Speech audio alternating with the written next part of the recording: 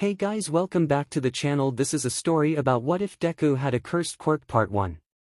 If you guys enjoy this what if and want to see part 2, comment down below and let me know before I start. Please do support for more awesome content and leave a like, and don't forget to subscribe to my channel and also share this video with your friends and check out the description in my playlist. The author of the story fandom_follower and must_have_been_the_wind from AO3. So let's start the video. In the dark of an American apartment, a teen boy pulled his legs up on his chair. The artificial light of his computer screen illuminated the boy's face. Green freckles dusted his face that is framed with wild, almost black-green hair. Tired eyes barely moved as he finished turning on the computer. A smile pulled at his face as he opened a new tab. With quick movement his fingers flew across the keyboard. After a few seconds, a site loaded up. Before anything else he logged in. Initially, the plan was to snoop about, maybe do some research, but that changed when he saw a blue notification symbol. The symbol was placed on the top right of the chat bottom. That wasn't anything new. He often got messages, but the intriguing part is that it's blue, and blue is only for verified accounts.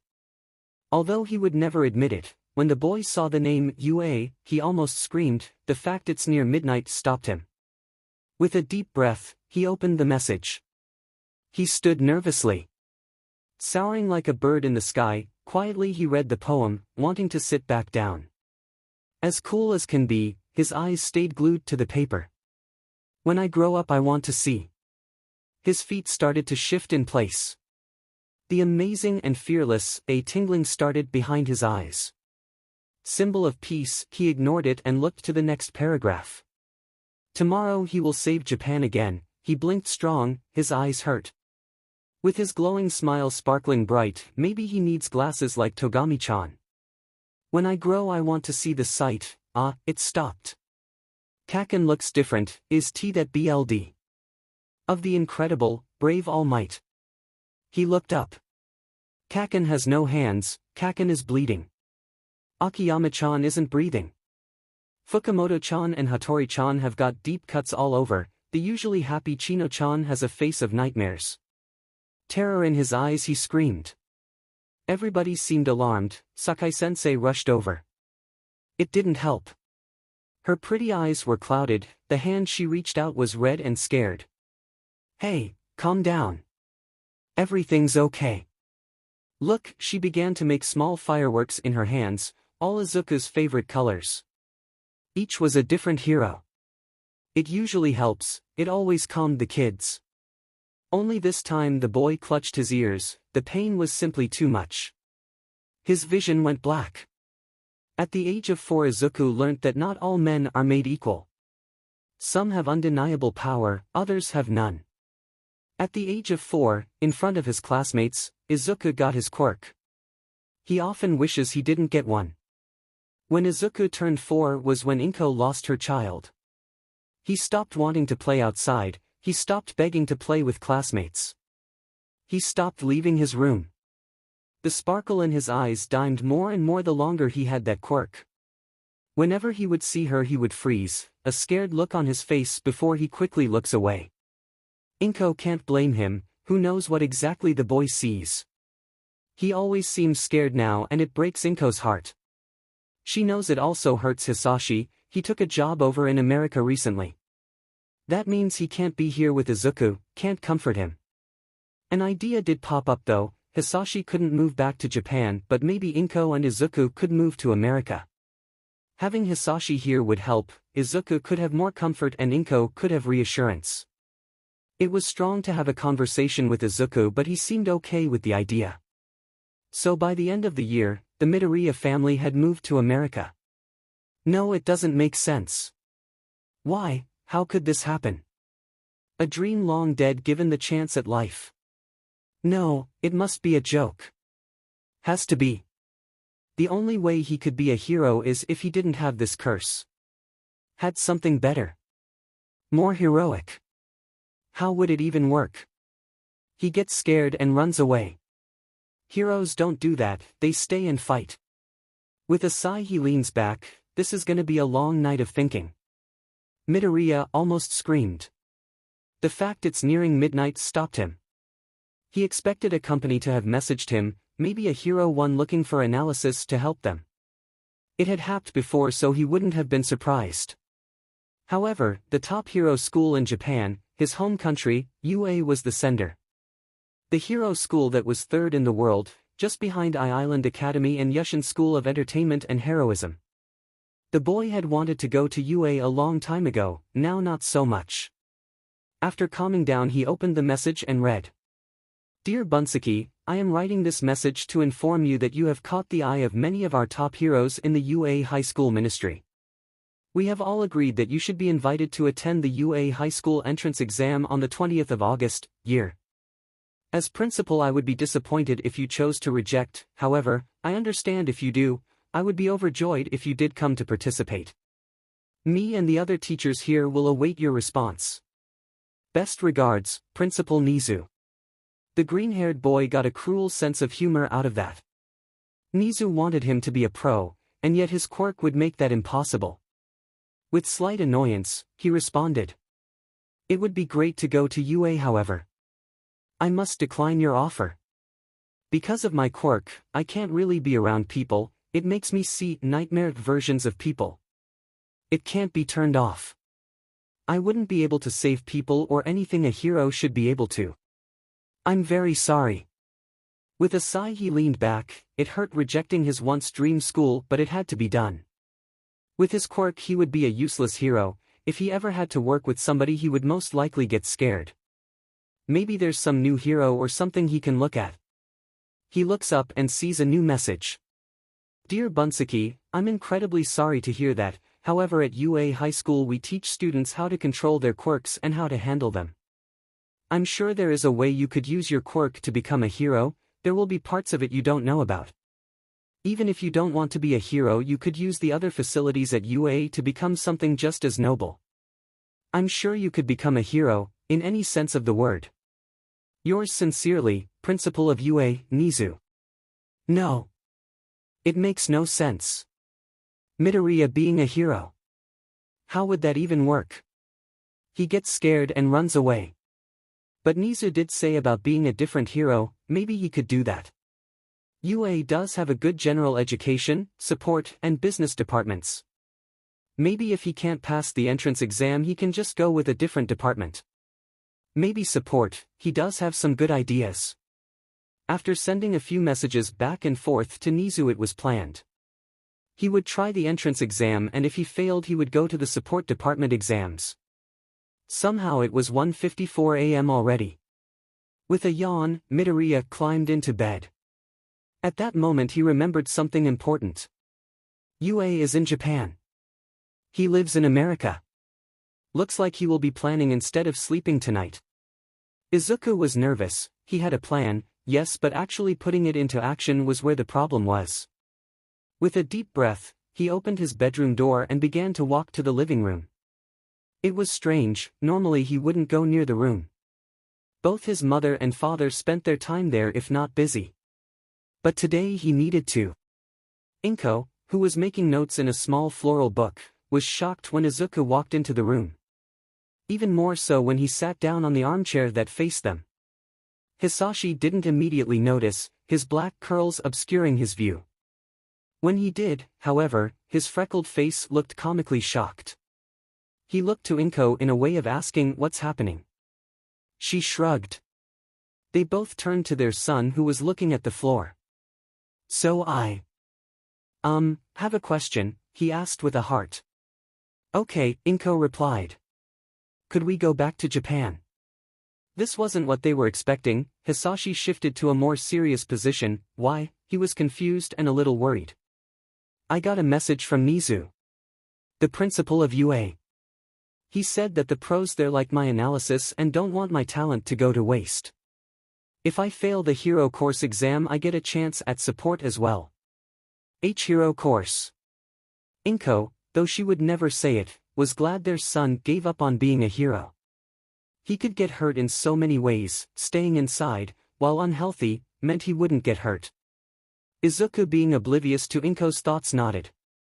No one spoke for a moment, Izuku waiting for an answer and the parents confused. I don't know, son. It'll be strong to get a new job over there. Hisashi finally spoke. Izuku nodded like he expected this. I did some research and the company you work for, Hatsum Industries, allows you to move and change the group you work for. You have to have worked for them for 5 years and you have so you could apply to SWCH to the Japan group. And mom, you can transfer to a hospital in Japan. He explained, trying to not speak too fast. It seems like Izuku planned everything out. Both parents looked at each other, having a silent conversation. In the end, they both shook their heads no. 𝐀𝐦 was the one to break the news. Even though she had yet to say anything, it was strong. Izuku, honey, no, we can't. And what about your quirk? I love you but you barely leave your room, I don't think you could be a hero like that. It was strange, one moment Izuku was staring at the floor like usual, then he was looking at them. For the first time in years, their son was looking directly at them. It hurt. It hurt to see his mother with permanent tears down her face, some gray hairs and some that had been ripped out. Her face a red blotchy mess. His father, on the other hand, looked more terrifying. His mouth is always red and burning, he could see the sweat staining his skin. The skin around his mouth is melting, almost falling off. The only thing that never changed, before or after Quirk, is the man's eyes. The kind, round green eyes always looked at Izuku with fondness. UA helps to make heroes. And I'm determined, I'll put the work in. Please. Both parents didn't know what to say. The look on his face wasn't one they were used to, let alone the whole looking at them.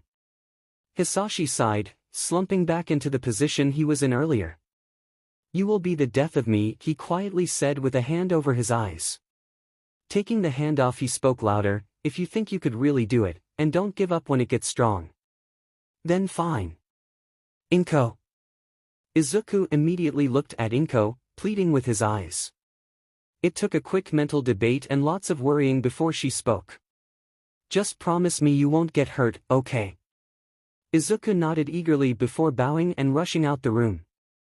At 𝗵𝘃𝗃 by America, you might have been fun if I ever left my room.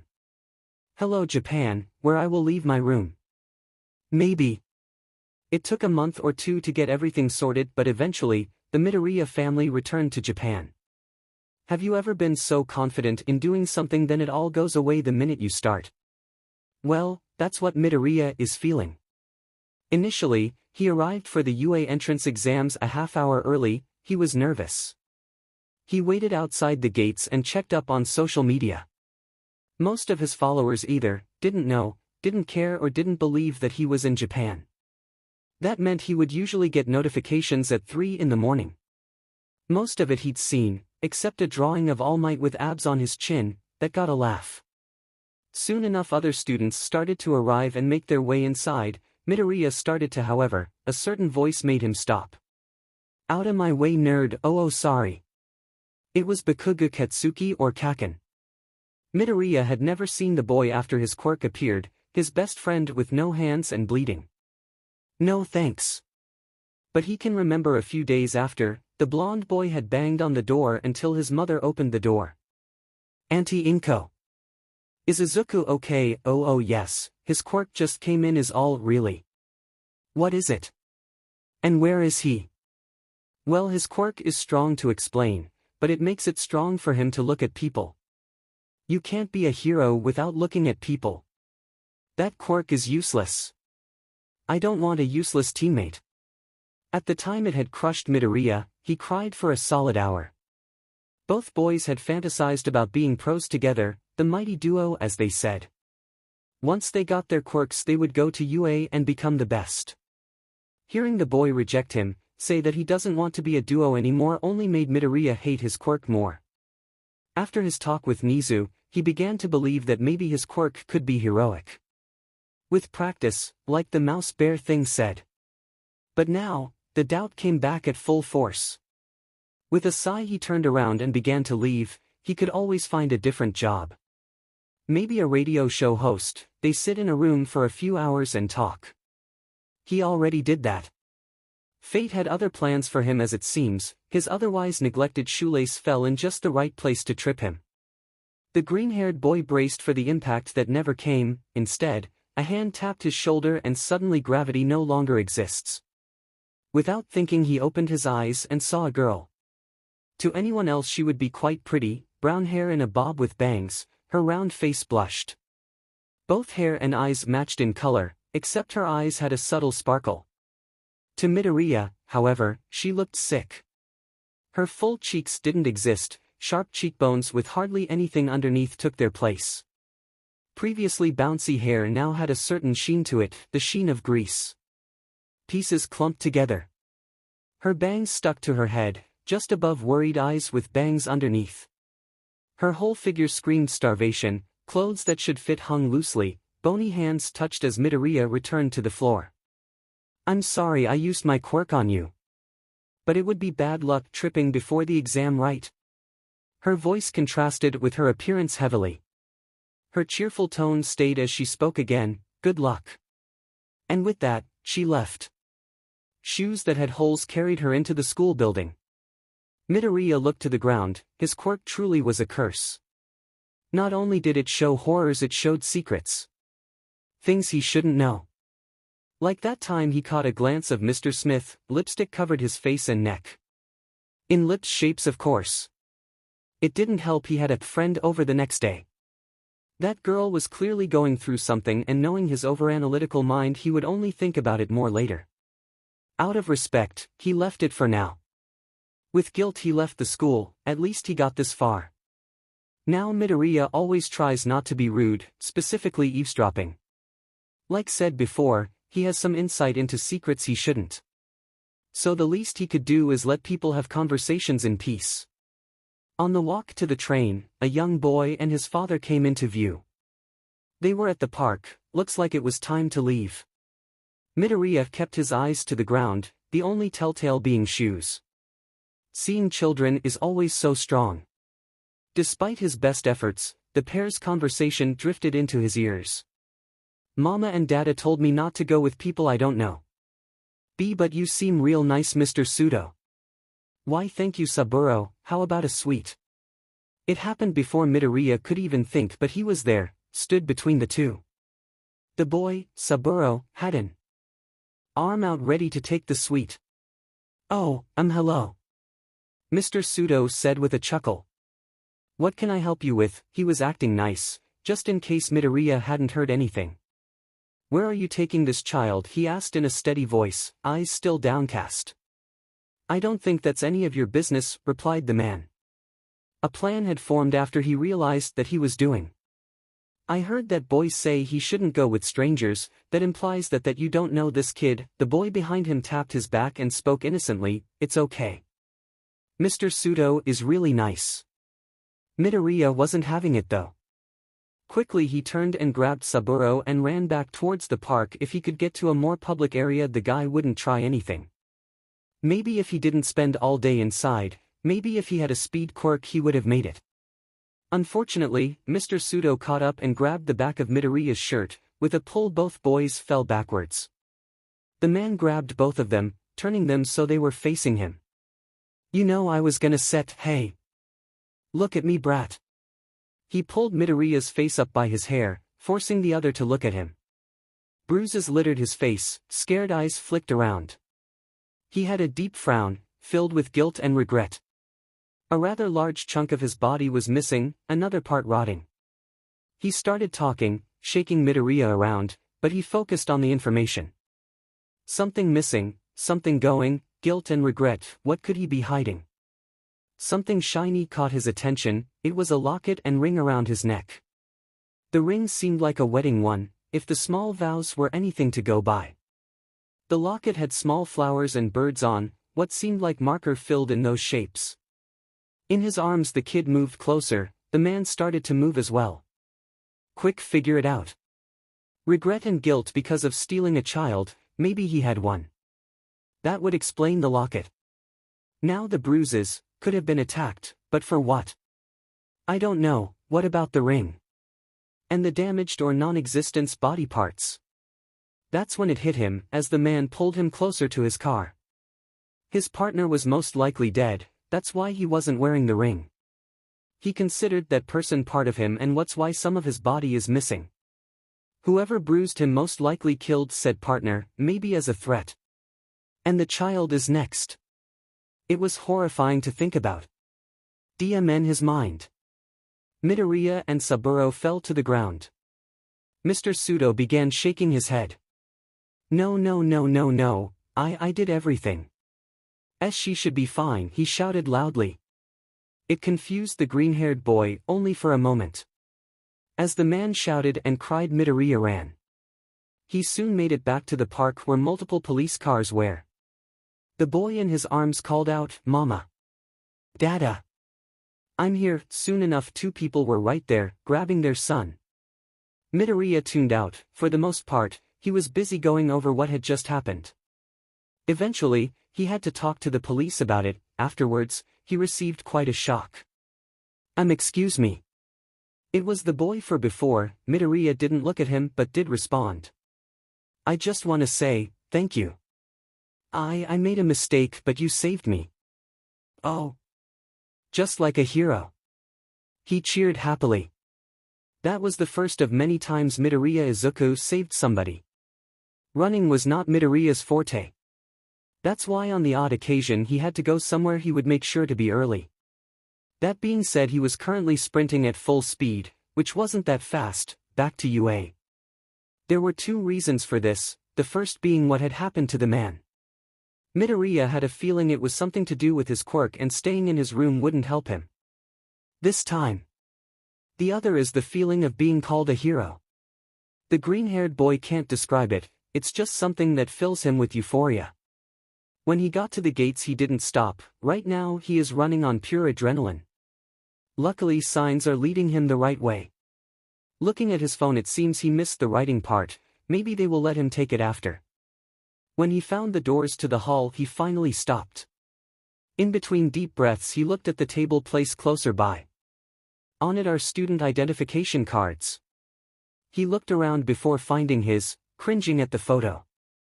Quietly as he could he entered the hall and sat down. President Mike was explaining the rules. Now there are 3 types of robots. 1 pointer, 2 pointers, and 3 pointers. Your task is to take down these robots and score points. After he finished somebody yelled, Sir. I have 2 things to say. He sounded familiar, but not familiar like 𝐀𝐦. After getting permission he began talking again. On the handout we were given it clearly says there are 4 types of robot.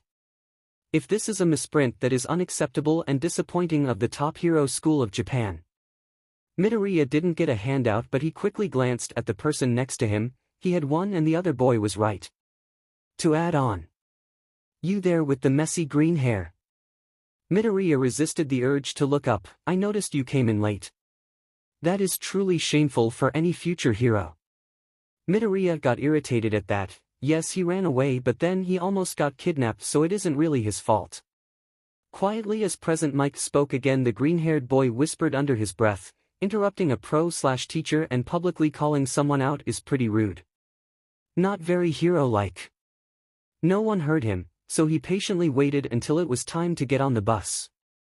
Midoriya stared at the floor as other people were warming up. He didn't think about how he would move around without looking up. Before he could start brainstorming, a familiar voice spoke out, good luck.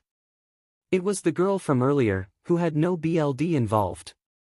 Midoriya decided to go talk to her or something, he knows what she looks like. He began walking towards where he heard the voice, only to have a hand planted on his shoulder. A loud voice called his attention. You again. Are you attempting to distract someone? That is extremely unheroic.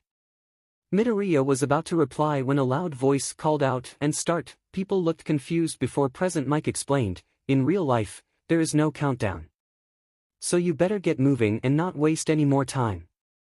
Within seconds the group of students ran into the arena and began to fight the robots. 10 minutes left. Midoriya was going to fail. He had no points. Just as he was going to give up, the ground began shaking. Suddenly many people were running towards the gate, they were yelling about getting away or more points.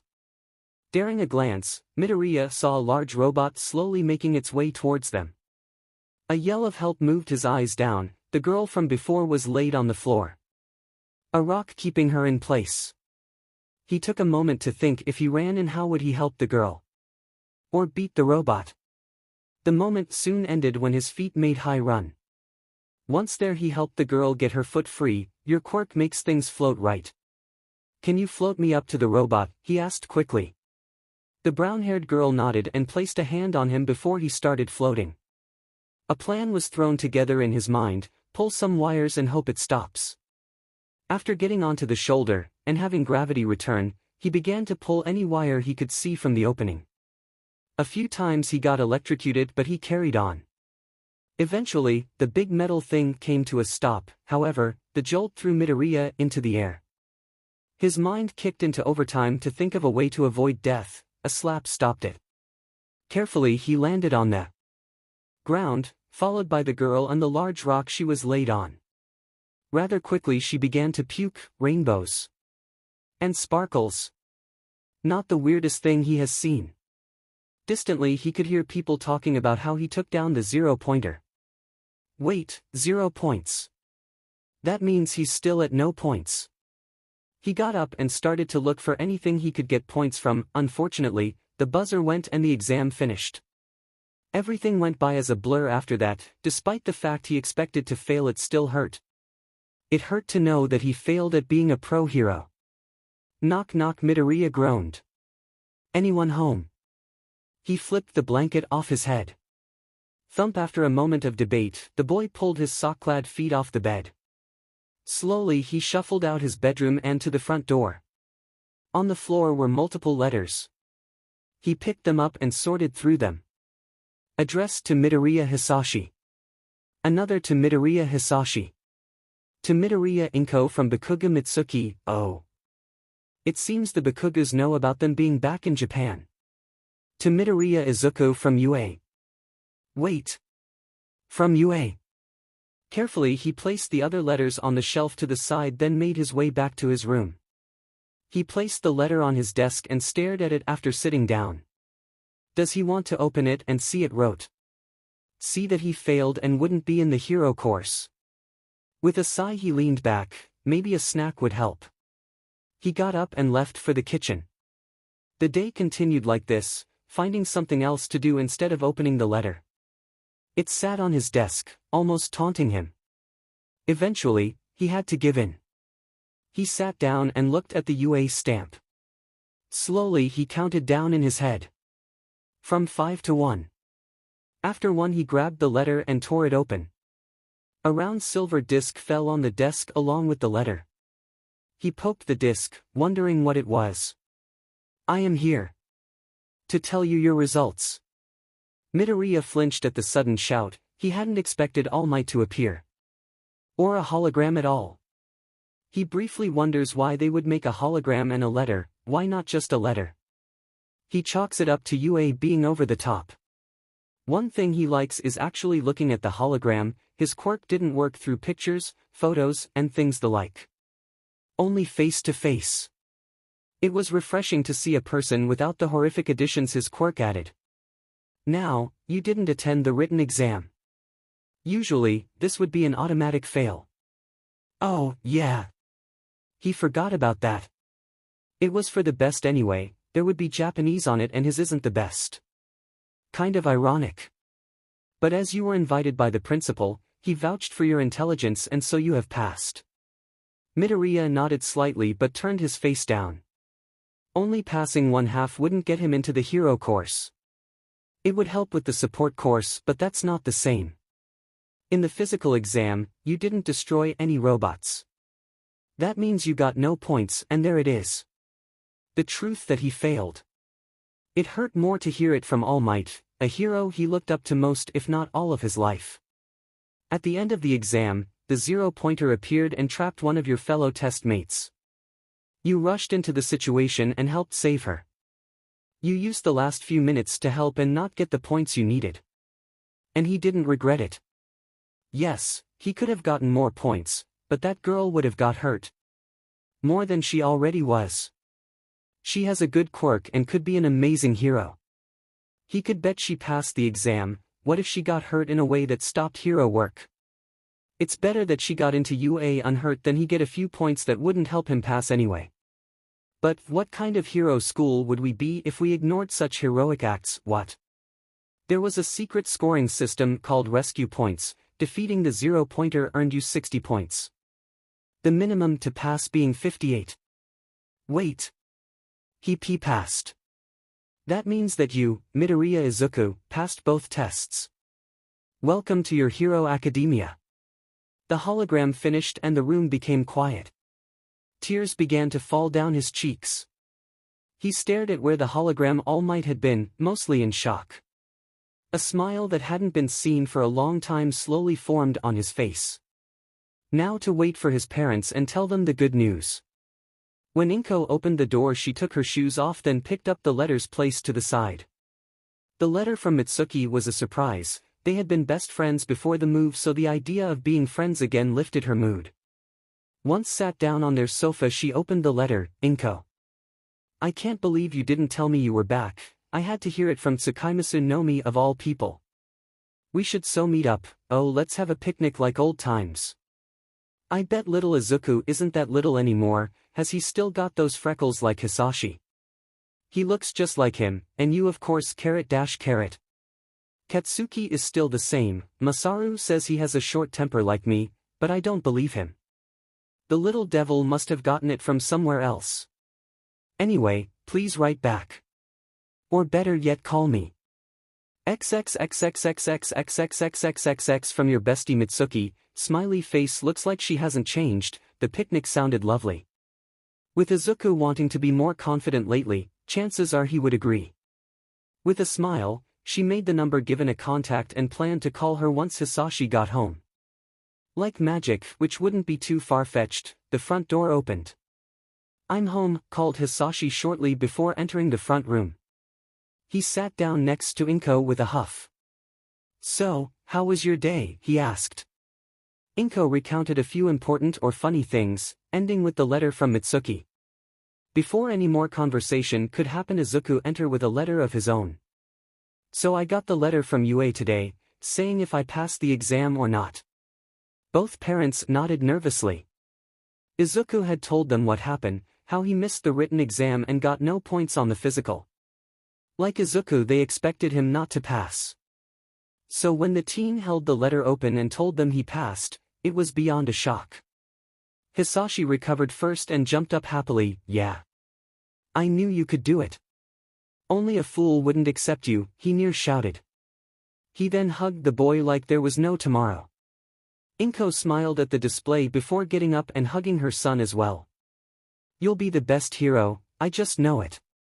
The trio stayed like that for a while before 𝐴𝐻𝐸 pulled back.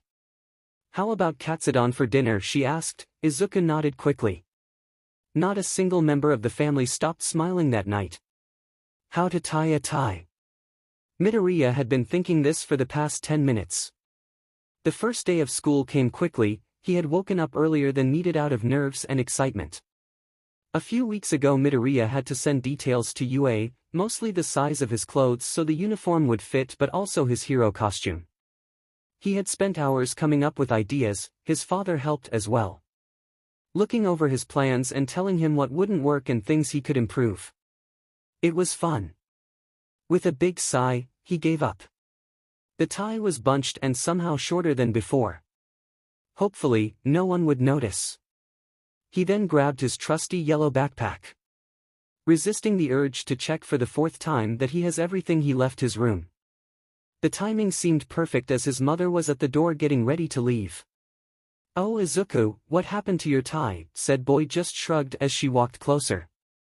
She began to fix his tie. He dared a glance up. The horror was still there, always is. But it almost seemed different, like something else was there. Before he could think harder, his mother finished and placed a hand on his shoulder. Izuku, I just want you to know that I'm so very proud of you. I always have been, and I know your father is too. Even if you don't become a pro hero, you will be the best in whatever you do. And I know that because you have the biggest heart, kindest heart. When she finished, all Midoriya could do is nod. He can't be crying on the first day after all. The pair walked to the end of the street together, then they had to part ways. With a final goodbye, Midoriya started walking to the train station. He doesn't like train stations much, no matter where in the world. They are so crowded, especially in the mornings where people go to school or work. Midoriya scanned the floor with his eyes, carefully picking a route to take with little to no one there. Eventually, the train arrived and he quickly walked on. He chose to stand right where the door was, leaning against the wall and start of the row of chairs. He pulled out his phone to kill time. At 𝐀𝐦 𝐍𝐴 seen some stuff on 𝗵𝗃𝗀 being in Japan now, is it true? 𝗵𝗃𝗀 indeed I am. Picture of the inside of the train, most the signs being in Japanese, a hand is in the corner doing a peace sign, 𝗁𝗏𝗏𝗏 𝐸. Picture of inside a train, similar to the last but with different color scheme. This time a thumbs up in the corner, 𝗁𝗏𝗏𝗏 was a friend. Midoriya would often find himself having a heated debate with the user over pro-heroes, villains anything really. The other had good reasons and perspective on a lot of topics and wasn't afraid to talk about them. Their followers called them chaotic when they interacted. Once they did a live call of sorts to debate about All Might. The result was hilarious. One of his favorite moments was when 𝗁𝗏𝗏𝗏 said, "You truly are an idiot," in Japanese, and Midoriya loudly told him, "An idiot who speaks Japanese," in the same language. The other was shocked for a second. He then accused Midoriya of being a weeb. After clarifying he was born in Japan and lived there for a few years, the other simply said, "Okay." They then continued arguing. He would love to meet the other, but the chance of seeing the nightmare version wasn't a comfort. For now, they could just chat online. @𝐸𝐴_, what do you guys think of my costume? Picture of 𝐸𝐴's costume, mainly focusing on her curves. @𝗵𝗃𝗀𝗏, not that innocent, uneasy face. @𝐲𝐿_, I have become addicted to a pre-Quirk anime and it's not a fun time. Actually finding copies of the manga or episodes is so strong. @OT7, try being in love with a band long gone, frowny face. @NoQuirkSports, so, this is kinda of brand for this account but it's amazing and my new favorite thing. GIF of All Might going to fly off but tripping and face-planting the floor. That last post made Midoriya laugh a bit. It wasn't common that the symbol of peace made mistakes such as this, but when it happened, oh boy was it great. Once after returning to Japan, he mixed up nose and a flower and accidentally told a fan he doesn't like her nose. The panic on his face when she started crying was comical. Soon enough the train arrived at his station and he got off. Taking the train twice a day isn't going to be fun, but in time he might get used to it. If not, he could always walk, it could get his stamina up. The idea of walking that distance brought dread to him. Soon enough he got to the gates. The school stood tall in the sunlight. Midoriya pushed himself to walk into the building. He can't back down now. Midoriya made it to the classroom relatively easy. Luckily there were signs pointing the way to wherever needed. He passed quite a few students but none seemed to be walking the same way as him. One pink-haired girl ran past him quickly at one point. Instead of going to the hero course classroom she ran down to the support department. Maybe she would have been his classmate once upon a time. He got a little happy then, a reminder he made it in the hero course. Once he got to the classroom he stared at the door handle for a while. Inside are his classmates, people he will spend 3 years with. He can't do this. If it took all his willpower to speak to his parents, how would he talk to these people? And of course the fear of nightmare vision, what will they look like? He doesn't want to look, but what would be better, knowing and letting his mind go wild, or knowing? Midoriya groaned, why does life have to be so complicated? He needed to open the door and go inside at some point. Slowly he placed his hand on the door handle. In theory, if he opens the door quickly he can't back out. Yeah, that makes sense. With a deep breath, he pulled the door open, letting go of the handle once he could get inside. The green-haired boy kept his eyes down and began to walk in, taking a glance at the board where the seating plan was displayed. "You there," a voice loudly called. It was the boy from the exam who called him out twice. Midoriya wasn't thrilled to have him in the same class. "I must apologize. You see, I judged you before I could see what you were truly like. You also figured out the secret point scoring system," he said, still loud. Midoriya got a bit confused at that. He didn't figure anything out until after the exam. "I didn't figure anything out, I just did what was right. That girl could have got hurt so I helped, nothing more," he explained while keeping his eyes on away from the boy. People often pointed out how rude that was, but it was better than seeing what he does. The other boy was quiet for a second before he spoke. "I see, well, my name is 𝐸𝐸. It's a pleasure to meet you." He held out a hand that Midoriya shook as he introduced himself. There was a sharp breath after the green-haired boy said his name, but it was mostly ignored as a bubbly voice filled the room. "Oh hey. You made it." Once she got closer, the girl introduced herself. "My name's Yuraraka Ochako, thank you for saving me, by the way. Since the robot was a 0-pointer I was worried you wouldn't get in, but you did." Midoriya simply nodded as she rambled, it being cut off by a low voice. "Everyone get to your seats." There was something about the voice that demanded authority. Everyone did as told. There was some shuffling and a zipper sound, but soon he spoke again. "You took 8 seconds to be quiet, that's not going to cut it. I'm Aizawa Shoyuta, your homeroom teacher. Put these on and meet me on the field. Quickly." The students were still for a second before they all got up to grab whatever they had to wear. Midoriya stayed still for a little longer. He needed most if not everyone to leave so he could see where the clothes were. A hand was placed on his shoulders suddenly. "Hey, aren't you gonna get up?" asked the owner. Midoriya nodded but stayed silent. The reply was a hesitant okay before he left. Midoriya sighed and got up. He had wasted enough time already. At the front of the classroom, 2 PE uniforms were laid on the floor, each with a name inside. Midoriya picked his up and left before the other could attempt to talk to him. As he walked to the changing room, he couldn't help but think about what they would be doing. The first day is only half. They have orientation, a lesson to get to know the class, and then lunch. After that, they get to leave early, but whatever they are doing will probably run into orientation. The changing room was filled with light chatter, mostly the students getting to know each other. Midoriya picked a spot in the corner and quickly got changed, his hair getting even messier. After that he walked down to the meeting spot. Not being sure where his teacher was, he looked up from the ground. He could see the man stood a few feet away. A few students were close by him. Luckily he wasn't close enough to see what his teacher looked like, so he looked down and began walking over. He wonders what exactly they will be doing, hopefully not running. Most of the other kids arrived shortly after. With a quick glare from their teacher, anyone talking soon became quiet. "We are going to do a test." A few students started to freak out, one loudly saying about orientation and how they will miss it. "The teachers here get to run their class however they see fit. If you have a problem with how I do things, leave now." No one moved. "Good. The tests are similar to the ones you did in middle school. These ones, however, will allow quirks." "Bakugo, what was your score for ball throw in middle school?" Midoriya didn't hear the answer as he was shocked. Bakugo is in his class. He expected the blonde to pass the test, but it hadn't set in his mind the other might be in his class. He wasn't excited to talk to him or interact in any way for that matter. Maybe if he kept the attention of him, the blonde won't notice him. With that idea, he slowly shuffled backward to hide behind his classmates.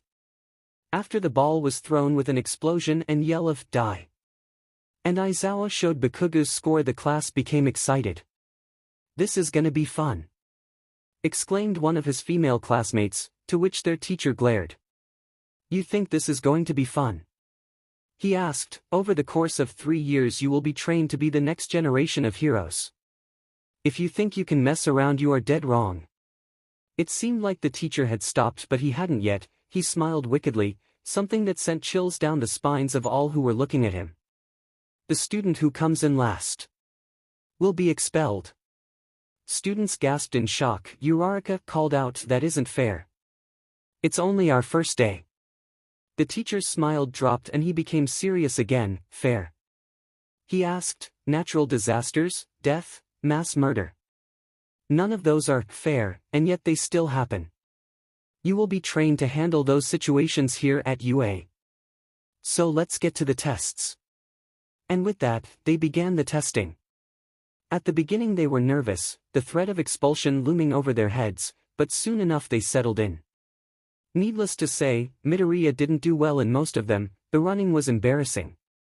𝐸𝐸 beat the whole class. Midoriya realized he must have a speed quirk, most likely related to 𝐀𝐦. The strength test wasn't as bad, but compared to the 540, 0 kg one of his classmates got, it was pretty bad. The side-to-side jump made him dizzy early on, adding to his low scores. The other tests continued in the same pattern, him getting low results for one reason or another. The last test being the ball throw Bakugo has demonstrated earlier, each student was called up. Eventually, it being Midoriya's turn, he was panicking, who wouldn't? He had no way to get it far, so this result will end up like the rest. That's when it hit him. All low scores. That's last place for sure, and last place gets expelled. He stopped when he was walking up to the circle, eyes going wide. He's going to get expelled, on the first day. All because his quirk couldn't be used for anything. No, it's because he can't do anything. The running and strength tests don't necessarily need a quirk, and yet he failed them. Why did he think he could be a hero? Oh yeah, Nizu, clearly the principal didn't factor in the lack of abilities he has. He could tell Aizawa and his classmates were confused. Well, he might as well not waste their time any more than he has. I'm sorry, he didn't lift his eyes. I can't do it, I'm going to get last place and expelled anyway, so I won't waste your time. It was quite for a second. Then he was pulled harshly by a white scarf. The force moved his head upwards where he saw his teachers getting closer. Once they were face to face, he got a clear look at his teacher. His eyes were bloodshot, quite literally. Streaks of blood dripped down his face, staring at his eyes. Under the eyes laid large black bags, dark like ink. They contrasted with his pale skin. He looked guilty and full of regret, most likely from being a hero. Midoriya stayed still as his teacher began to talk. You may not have a flashy quirk like your classmates, but you do have a mind that surpasses most. I've seen the account you have, the points about heroes are impressive. So, use that brain to figure out how to get a good score or you'll be expelled for definite. He let Midoriya go and the boy stumbled back. His fellow classmates whispered, wondering that their teacher had said, but Midoriya paid them no mind. How could he get a good score? What ways could he throw the ball? Obviously with his hands, maybe he could kick it. Is that in the rules? Aizawa-senpai, what are the rules for this again? He asked. His teacher replied rather quick. Simply explaining he has to throw the ball without leaving the circle, nothing more to it. The green-haired boy breathes in while thinking through all the possibilities. There aren't many. Throwing with his hands, throw underarm. Turns out there is only one option, and that is to throw it. One of his classmates would be able to throw it farther, his classmates, yes. Midoriya turned around so he faced the class. He didn't look up but began to speak loudly. 𝐸𝐸, can you do me a favor? He asked. Said boy was a little surprised but nodded, then said yes after realizing the boy couldn't see him. Great, come over here. After 𝐸𝐸 came over, Midoriya handed him the ball. Could you run with this? As far as you like, well, kind of far but not too far. Isn't that cheating? You are the one that has to throw the ball. 𝐸𝐸 sounded worried but Midoriya reassured him it wasn't against the rules. After a moment the blue-haired boy ran quite a distance before dropping the ball on the floor. Aizawa grinned under his scarf and read out the score. The bliss of getting a good score quickly ran off when the score list was pulled up, Midoriya being in last. A part of him wanted to cry, but he couldn't do that here. He pushed the tears back and waited to be expelled. Oh, by the way, expulsion was a logical ruse to make you do your best. He said calmly. The students were surprised by this, well, except one. The girl announced how she figured it out before and thought the others knew also. What, it wasn't true? That means he's still in UA. He got happy by that, but the test was a painful reminder he has a long way to go until he can be a hero. After some chatting, they were told to get changed and head to lunch. Midoriya then remembered about UA's lunch staff, the Pro Hero Lunch Rush. He had more of a bounce in his step as he left with the other students. He walked back to the entrance of UA, a huge smile plastering his face. Most of what Izuku ate was junk food, snacks or his mother's cooking. Don't get him wrong, his mom's food was amazing, but he was excited to try something new, so the thought of being able to try a famous pro hero's cooking was exhilarating. Two familiar voices are heard coming closer to Izuku's position, calling out his name, and quick footsteps echoing off of the stone pavement. On instinct his head dropped and eyes glued to the floor. Over the years he's learned to do this because of his quirk, so he doesn't see the horrors of people's faces or their secrets. Hey! Midoriya, right? That idea was incredible, I can't believe you thought of that. Uraraka exclaimed as she reached Izuku. Yes, you are quite sharp-witted. The idea pushed the rules yet did not break them, so it was good for the situation you were in. Ida added slightly behind Uraraka. A light blush spread across Izuku's cheeks. He wasn't used to praise since he's done nothing praiseworthy when locked up in his room, but it felt nice hearing it from his fellow pairs. Thanks, Midoriya muttered, not looking up from the floor. Let's go to lunch together. Uraraka declared more than asked. Even so he still agreed, wanting to spend more time with his new class and curious about what it would be like to finally eat with someone other than his family after gaining his quirk. The lunch hall was loud and crowded. It made it strong to maneuver through and find a table with a tray fixated in his hands. People nudge into him and forces him to look up to make sure he doesn't walk into anyone. So many horrific faces to count and some incredibly awful features that make his stomach turn. Hopefully it doesn't ruin his appetite. Luckily they found a free table, taking a seat and finally being able to embrace the mouth-watering smell of his meal. His lunch included a bowl of snow-white fluffy rice, miso soup, a pork cutlet and a mixture of vegetables. This looks so good. The brunette stated, slightly drooling. Midoriya, look at my food. Doesn't it look great? Reluctantly he looked up, trying not to look at his newly acquainted classmates. Her food did look and smell as nice as his, and so did Ida's lunch. He smiled and nodded to Uraraka's question. They all dig into their food. It tasted as good as it looked, the flavors mixing together on his tongue, vegetables practically melting in his mouth, and the overwhelming warmth he feels as it slides down his throat and into his stomach. White rice is the perfect comfort food, isn't it? A muffled voice said, sort of echoey. Izuku could only guess that this was lunch rush. However, even though he wanted to see a famous hero up close, he suppressed the urge. He didn't dare look at what gruesomeness awaits if he looked at the pro. Both of his tablemates agreed with lunch rush and let the chef leave to talk with other students. Midoriya, why didn't you look at lunch rush or speak to him? Isn't it exciting to meet a pro hero? The boy sat up suddenly, surprised, not sure how to answer. Should he tell them? Or maybe they don't need to know. It's not like it's necessary. Oh well, it's just I get too nervous so I can't look at them. Why yeah.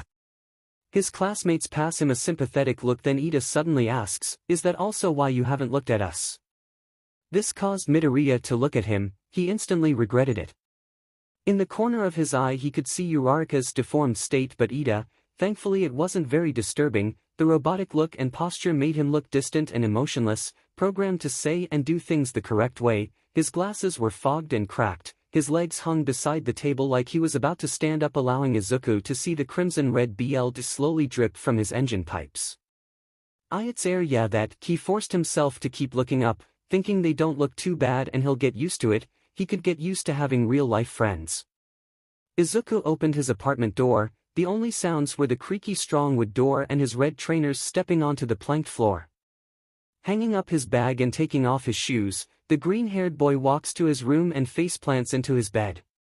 God, was today tiring, the stress of the sudden physical exam, having to strategically try and avoid looking at so many distorted faces, and the disappointment of not being able to see people he admired so much. Today was tough, but luckily it was only a half day, but he's going to have to endure being in a class filled with people and put up with their twisted, disgusting forms. Thoughts filled his mind as he scrolled through social media. He was about to fall asleep when he heard his mother walk into the house. Sweetie, I'm home.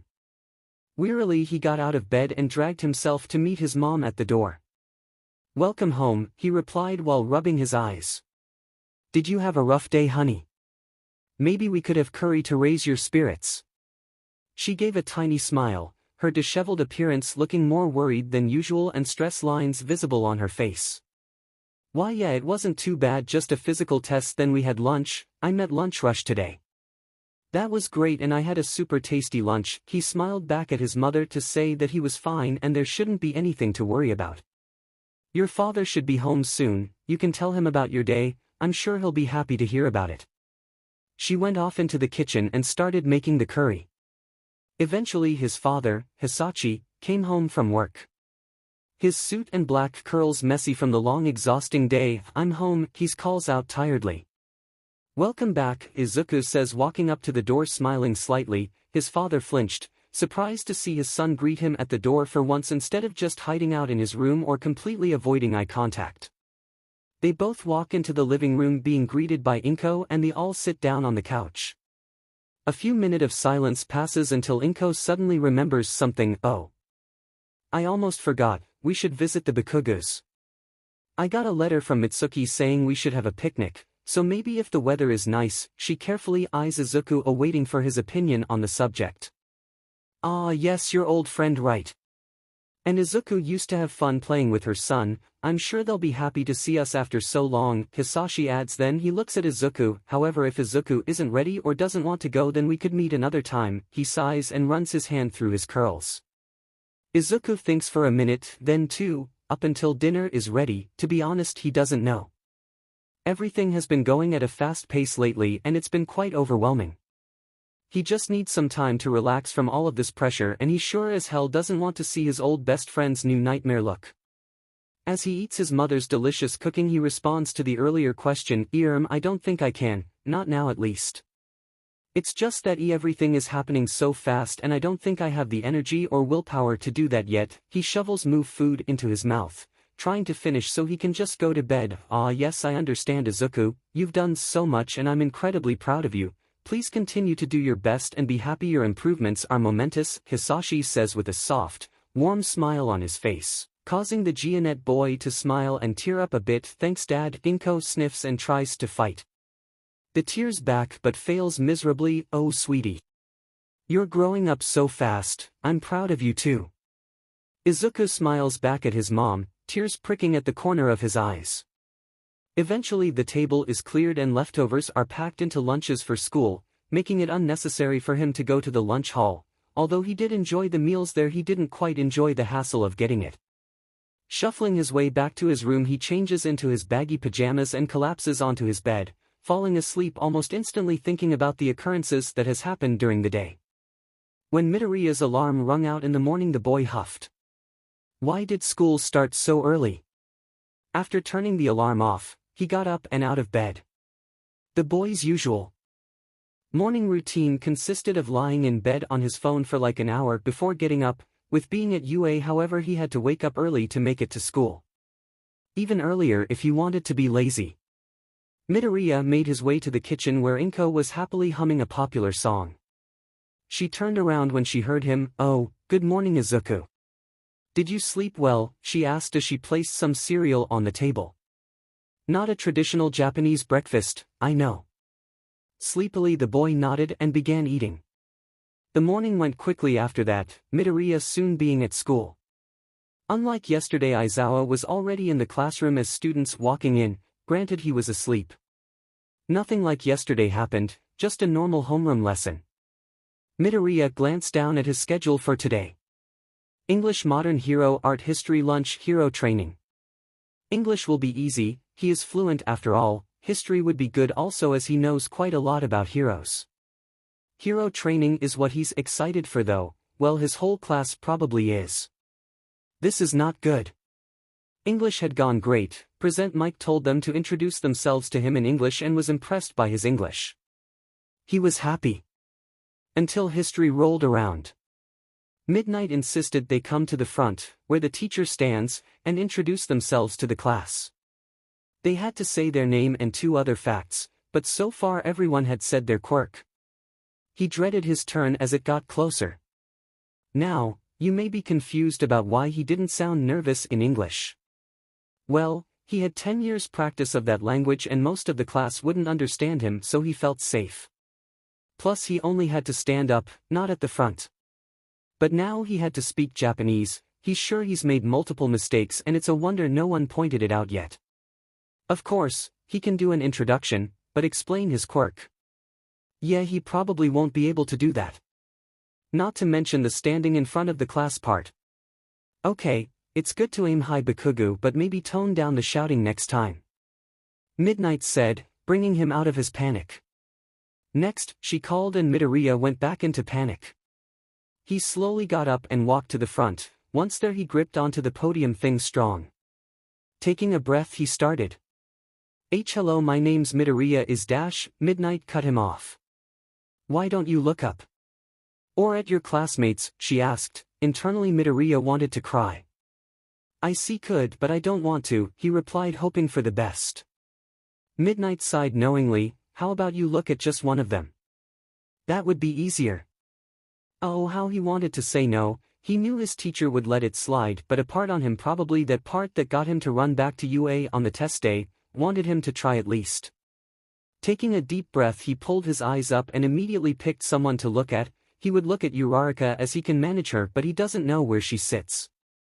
The boy, Todoroki if he remembers right, had very district hair, one half red, and the other white. A large scar covered his left eye, slowly letting off steam. A faint trace of ice lined the edges. The hand his face was resting on had a white sheen to it, almost frozen-like. He was currently looking at Midnight with slight anger, but she hadn't done anything wrong. He could think harder later, and he would. This boy had so many things about him, but first, he has to speak to his class. Hi again, a few people chuckled. My name's Midoriya Izuku, 𝐴𝐻. He paused to remember the number 14. I'm 14. I lived in Japan, then America, and now Japan again. My Japanese is good, but sometimes I forget words or won't understand. Sorry about that. That's 2 facts, right? During Midoriya's little speech, more like as he started speaking, Todoroki looked back at him and had a moment of shock when he saw the green-haired boy staring at him. Part of the bicolored boy was worried it was his scar that was attracting the attention, but after a moment he realized the boy was looking him in the eyes. It was new. Most people can't tear their eyes away for a few seconds, sometimes minutes. The very rude don't even try. It was weird. No one usually looks at him this long, or intense. He decided to stare back with the same intensity. This might have been a bad idea. The faintest blush appeared on his face, causing the same to happen to Todoroki. It was embarrassing. A part of him wondered why the other had blushed in the first place. Maybe he isn't used to eye contact like he is. Maybe. The boy sat down and a new one took his place. Todoroki will have to investigate later. Getting away from Uraraka and Ida had been strong. They were adamant he eat with them in the lunch hall again. The experience yesterday put him off entirely. With surprising speed, he slipped away and into a wooded section on school property. He found a nice tree, then sat down and got out his lunchbox. Technically, the food prepared by Lunch Rush is better, his quirk making him almost unrivaled, but something about his mother's lunch is better. Maybe it's the fact that the recipe is so familiar. Either way, it made him slightly happy after the last lesson. In around 15 minutes he finished and checked online. Something must have happened as he had a lot of notifications. At Flamin' Hotshot Endeavor is a great hero. He deserves to be number 1 at theorist_or_paranoid. At Bunseki, opinions. At Naptime oh boy. This is perfect argument material at Bunseki at y'all_might_have_to_shut_it. How haven't you seen this yet? It's been up for like a few purrs lol. At Bunseki Midoriya side, most of his followers still don't believe he's in Japan, so he gets this question a lot. Checking the time he figured out the original post would have been made early this morning. In America, it would have been noon. Apart from more comments at 𝐼NG he only had one left, by the original poster. At Flamin' Hotshot I don't care what at Bunseki has to say, I'm right. He is deaf wrong. With a smirk, Midoriya started to type a response. At Bunseki first off, I don't appreciate how much I got at Ed, once would have been enough. And onto at Flamin' Hotshot's post, there are so many reasons why Endeavor is a bad hero. I'll go with he acts villainous, he feels villainous. I'm surprised he isn't a villain tbh. A response came in after a minute or so. 𝐴𝐴𝐻𝐸, really? He saves countless lives on a daily basis, many people are still alive thanks to him, it doesn't matter you think he's villainous, you should just be grateful for protecting us. Midoriya 𝐀𝐦. 𝐴𝐴𝐻𝐸, have you seen him? He's always scowling, I can guarantee people get uncomfortable around him because of it. I sure do. All Might is always smiling, it makes people feel safe. 𝐴𝐴𝐻𝐸, the feeling of being safe should come from actually being safe, not a smile. He scowls because of all the bad stuff he saw. I doubt you could save that many people and not be affected. All Might, on the other hand, gets to choose who to save. 𝐴𝐴𝐻𝐸, because of all the bad stuff he saw, yeah maybe, but hasn't All Might seen that stuff too? Look at his debut video, it's not light stuff and yet he still smiles. 𝐴𝐴𝐻𝐸, well yeah, because he is appreciated, 𝗫𝐴VR has always wanted to be a top hero and now that he is All Might is stealing the light from him. When people act like you, it's no wonder why he scowls. He gets 0 appreciation. 𝐴𝐴𝐻𝐸, distantly. Midoriya hears the bell singling there are 10 minutes until lesson time, without realizing he packed up and walked down to 1A. Once inside, around half the class was already there, he sat down immediately. Never looking up, he finished typing and posted it, getting a reply quickly. 𝐴𝐴𝐻𝐸, he gets appreciation, just because all the world isn't talking about him doesn't mean no one is. Oh, and he just wants to be famous, not save people. 𝐴𝐴𝐻𝐸, oh yeah. Like what? Do I see him on TV shows? No, is All Might? Yes. People fawn over All Might all the time and thank him, but no one ever does it for 𝗫𝐴VR. 𝐴𝐴𝐻𝐸, a few classmates walked over, interested by what the green-haired boy was up to. Hey, Midori. Right, someone asked to his left. Midoriya Izuku, he corrected as he typed a new response. Oh shoot, sorry, I'm Kaminari Denki and this is Kirishima Ijuru and Shiro Hanta, he introduced. When named, the other two said hello. Sensing Midoriya isn't going to stop typing, Shiro spoke. So what are you doing? You seem heated. Yeah, that makes sense. But I'm kinda in an argument with an incredibly stupid person. Midoriya explained as he finished typing. 𝐴𝐴𝐻𝐸, All Might's the #1 hero, so of course he gets thanked. That doesn't mean 𝗫𝐴VR doesn't. It's like, you know the singer 𝐸𝐴𝐚. He has a lot of fans, more than the ice skater Yuzuru Hanyu, but that doesn't mean that he had no fans. 𝐴𝐴𝐻𝐸, oh, was the response, by Kirishima. He wasn't sure, but within moments the three leaned in to read the posts. Wow. You're arguing in English, I couldn't, I'm really bad at it. Kaminari admitted. Bro, that's impressive, where did you learn? Yeah, defiantly Kirishima asked. Lived in America for like 10 was all he could say before he got a response. 𝐴𝐴𝐻𝐸, yeah, but he still has fans and he doesn't care that 𝐸𝐴𝐚 has more. 𝐴𝐴𝐻𝐸, use capitals on me beach, see what happens. The trio burst into laughter. 𝐴𝐴𝐻𝐸, yeah, but 𝗫𝐴VR does care. He wants more fans, so he #1 𝐴𝐴𝐻𝐸, he gets more fans when he saves people and he's done that a lot. And yet people still like All Might better. 𝐴𝐴𝐻𝐸, the second bell went, meaning they had to be in lessons as they will start in 2 minutes. The trio sighed that they couldn't watch the argument, despite not understanding it anymore, but sat down regardless. 𝐴𝐴𝐻𝐸, unfortunately, I have to go offline for a bit, in like 2 hours I will be back and we'll finish this. 𝐴𝐴𝐻𝐸, ah, you realized you are wrong and have to go find a way to be right. Ha, just admit I'm right. 𝐴𝐴𝐻𝐸, no, I have school. Clearly unlike you, if the lack of punctuation and spelling is anything to go by.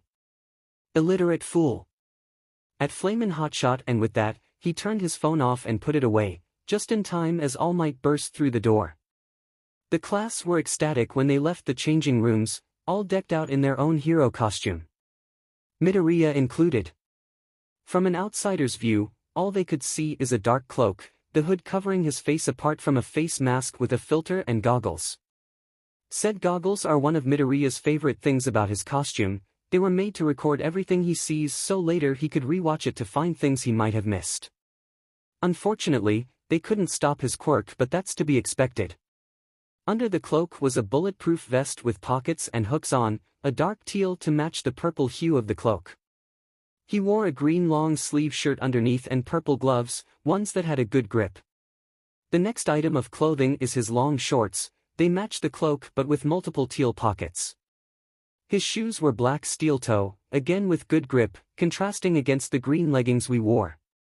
Midoriya felt confident. His father really helped him with the design and now it feels like something a real pro would wear. It also made him feel safe. His father made sure it would be strong to hurt him by requesting multiple protection layers in the material. Once outside and waiting for All Might to start the lesson, he had a realization. In order to rewatch the recordings by his goggles, he would have to look places other than the floor. Most likely at his classmates. Maybe he could take them off. A part of him refused, probably the one who wants to be a hero. An idea popped in his head. The first people he should look at are the ones he's seen already. That being Uraraka, Ida, and Todoroki. But where are they exactly? Midoriya. You look really mysterious, called Uraraka. Oh. Well, that was easy. Uraraka walked over happy as ever, maybe more so. Carefully Midoriya looked up. The girl might not be bad to look at, but it's always a shock regardless. She hadn't changed since the last time he saw her. Unsurprisingly, it was easier to see her underweight body now. He made sure to take in as much about her costume without seeming creepy. She wore a skin-tight base layer, mostly black with pink accents on her arms and down the front of her torso. Her boots went up to her knees, the pink matching with a belt and wrist bands. The final piece being a light pink headset with a visor. It wasn't a bad costume, very aesthetic pleasing, but it didn't look like it had much protection. Maybe he's wrong though. The lesson soon started, All Might declaring that they were doing a villains versus heroes match. The class would be split into pairs that would then be either heroes or villains. As the name implies, they would then fight each other. Well, not really fight. The aim, for the heroes, is to either capture the villains with tape or lay a hand on the fake bomb. The villains had to capture the heroes or keep them away from the fake bomb. All Might told the class no one was to hurt their classmates badly, and if they did they would be in trouble. With that out the way, he began drawing names for the teams. Midoriya paid attention, hoping to get one of the three people he's seen. That way he would be able to focus slightly more. Ideally, he would be on a team with one and against the other two. Team A, Kirishima Ijiro and Shiro Hanta. Team B, Todoroki Shido and Shoji Mizo. Team C, Yaoyorozu Momo and Shinso Hitoshi. Team D, Bakugo Katsuki and Ida Tenya. Okay, so Ida's out. At least he won't be on Bakugo's team. Team E, Aoyama Yuga and Ishido Mina. Midoriya really should learn the names of his classmates. He doesn't know half of these people. Team F, Sato Rikido and Kota Koji. Team G, Kaminari Denki and Jiro Kyoka. Team H, Tokoyami Fumikage and Azui Tsuyu. Team I, Ojiro Mashireo and Uraraka Achiko. Wait. That's all three people. Team J, Midoriya Izuku and Hagakure Toru. Midoriya immediately got a whole lot of nerves. It's true that sometimes what he sees isn't bad at all, but other times. No. He can't start remembering now. He was about to go find this girl when someone tapped his shoulder. He turned around and saw nothing. Hey! You're Midoriya, right? A voice suddenly called, slightly scaring the boy. Why yeah, he replied. Nothing had happened with his quirk like this before, completely gone. Weird. He'll have to look into this later, maybe rewatch the recording from his goggles. It sounded like Hagakure was about to speak, but All Might suddenly spoke instead. Okay. Now you have all found your partners, I will pull out names to see who will face off who. Midoriya couldn't help but think that wasn't very professional, but he wasn't going to argue. Team G as heroes versus Team C as villains. Team B as heroes versus Team I as villains. Team H as heroes versus Team A as villains. Team E as heroes versus Team F as villains. So that leaves Team J as heroes against Team D as villains. Wait. Team D, isn't 𝗵𝘃𝗀 on that team? Ida suddenly arrived next to Midoriya. I look forward to our match, Midoriya. Well. Looks like Midoriya is dying today. Midoriya was slightly panicking, well, more than slightly if he's honest. While he hadn't seen 𝗵𝘃𝗀 in years, he knew firsthand the boy's wrath. Even at the age of 4, his explosions were painful. He could only imagine what they would be like now. He involuntarily shivered. Hey, so, you have a plan? Snapping out from his mind, Midoriya turned to 𝐻𝐻𝐸, faltering when he didn't see anything. Where did you go? He asked while looking around. 𝐻𝐻𝐸 laughed a little before responding, sorry, I should have told you, but I took off my gloves and shoes to be completely invisible. Midoriya paused a second. Completely invisible. Is she usually invisible or not? Is that your quirk? Even without seeing her face, he could tell she was confused. Well, yes, I thought that was obvious. I just wanted to check, he quietly responded. They stayed quiet for a moment before Midoriya remembered the girl's original question. Oh, yeah, about a plan. So we have a minute or so before the fight starts. What should we talk about? 𝐻𝐻𝐸 asked while they stood by each other. Midoriya had just finished explaining the plan he came up with. He even answered the questions the other had so there wouldn't be any misunderstandings. They still had some time. Secretly he was hoping they would sit in silence. The girl suddenly speaks, oh. You never told me about your quirk. What is it? And that's the question he hated most. How do you just say, oh, I see horrific versions of people, lots of BLD and wounds. Can't turn it off either, it makes my social life hell.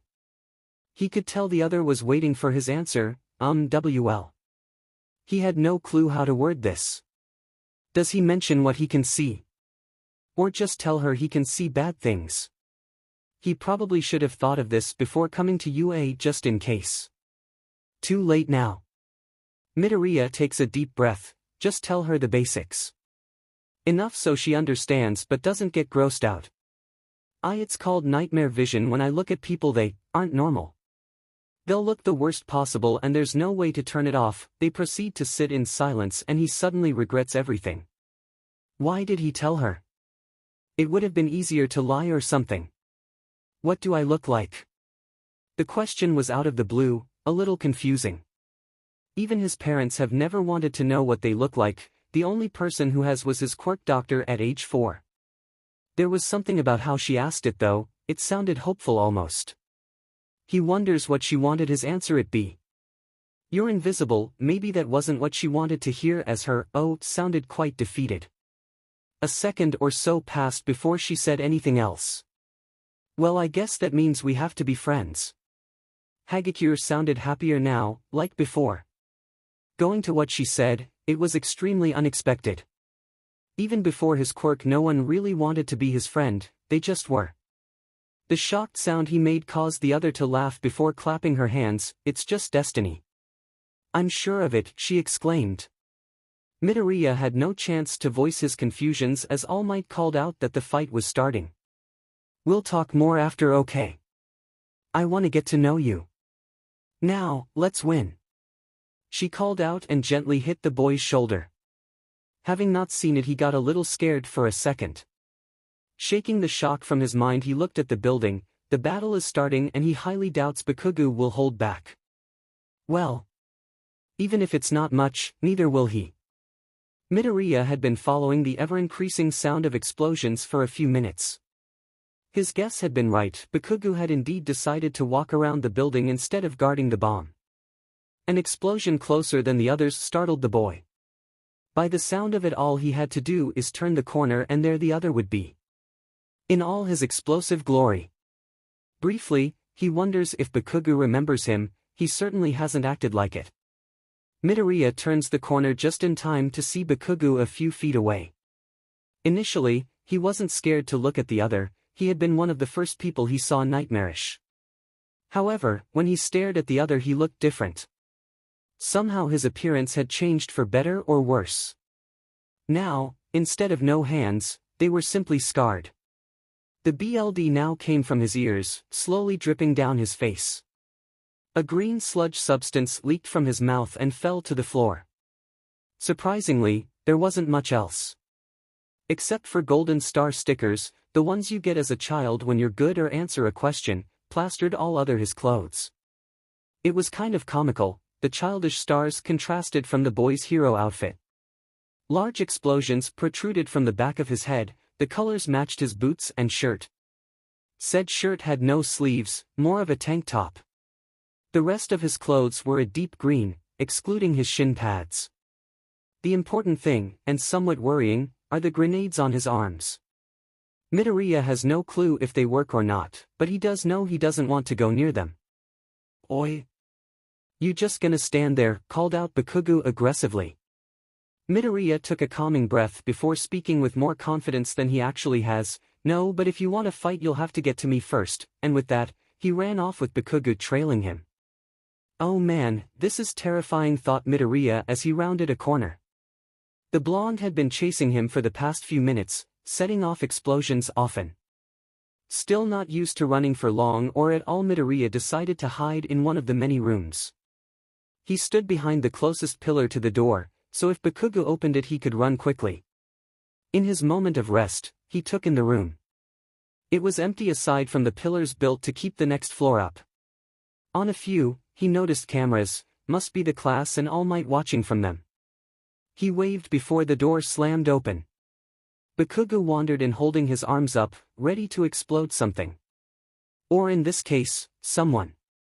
The green-haired boy waited a second before making a run for the door, the other spotting him immediately.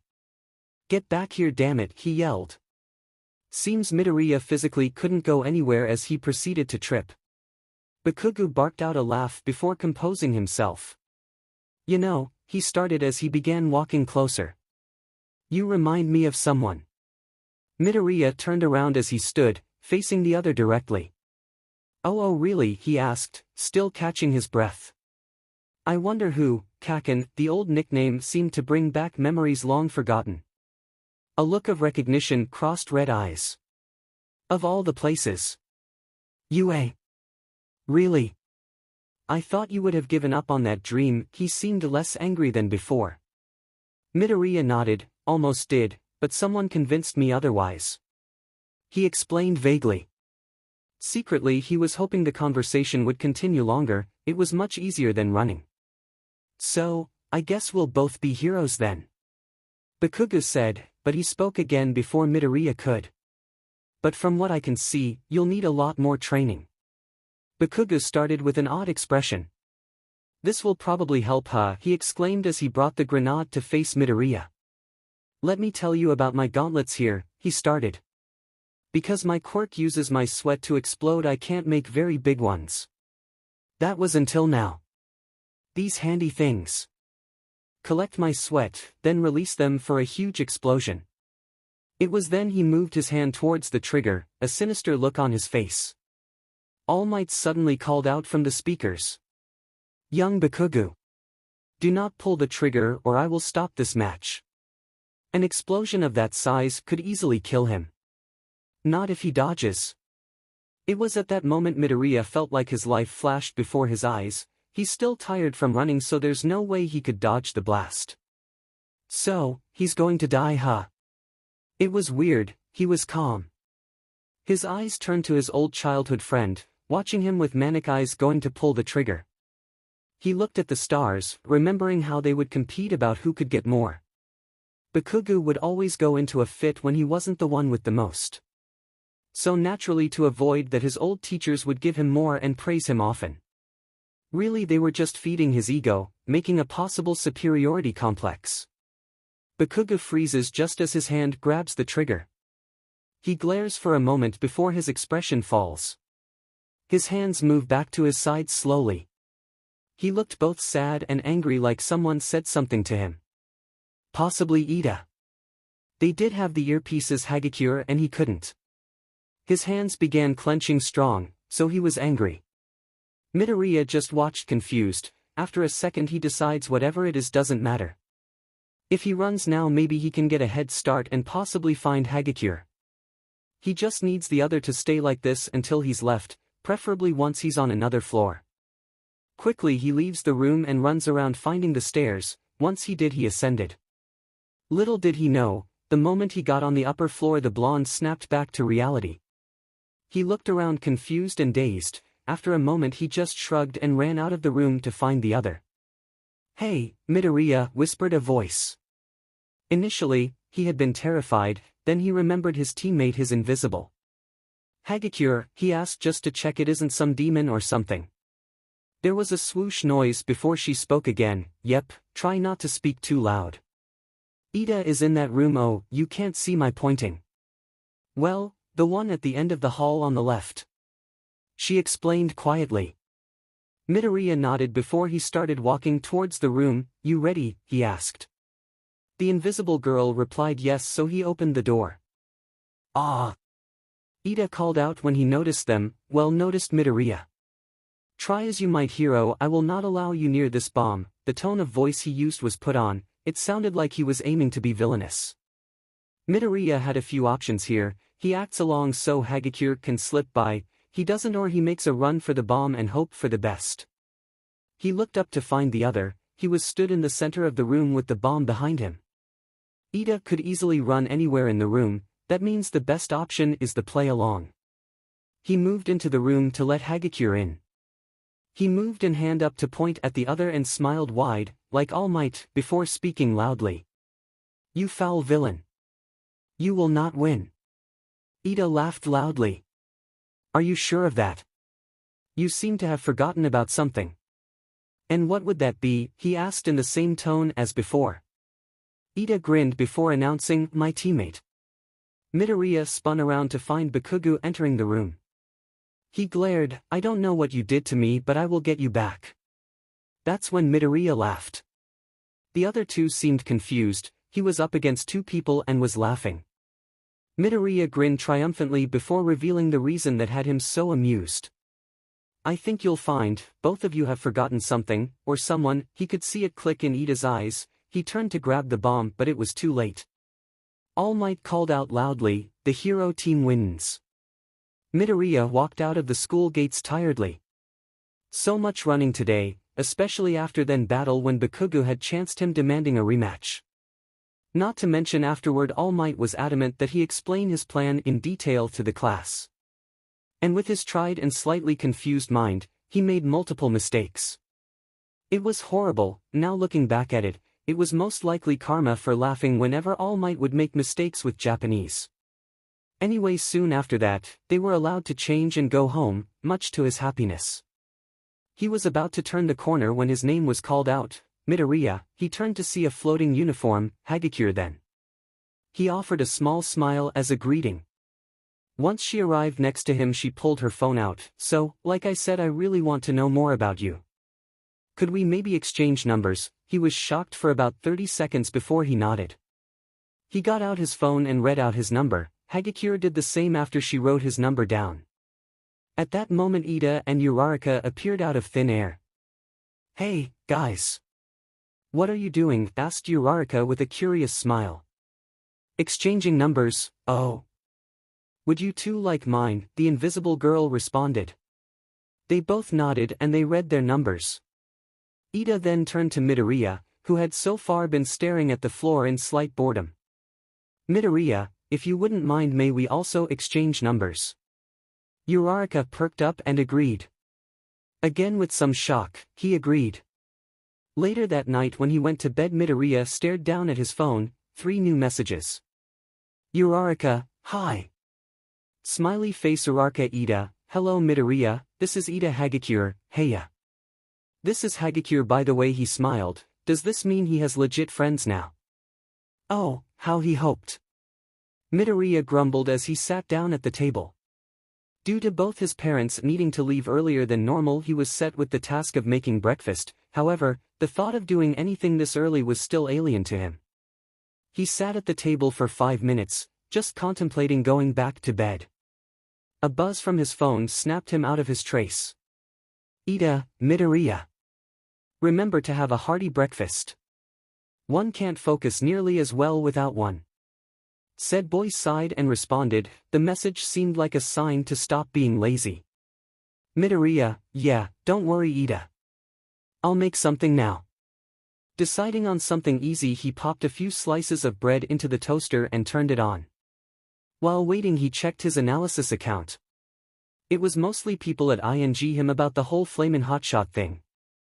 Part of him wanted to ignore it and maybe chat with some of his new friends, but a particular comment caught his attention.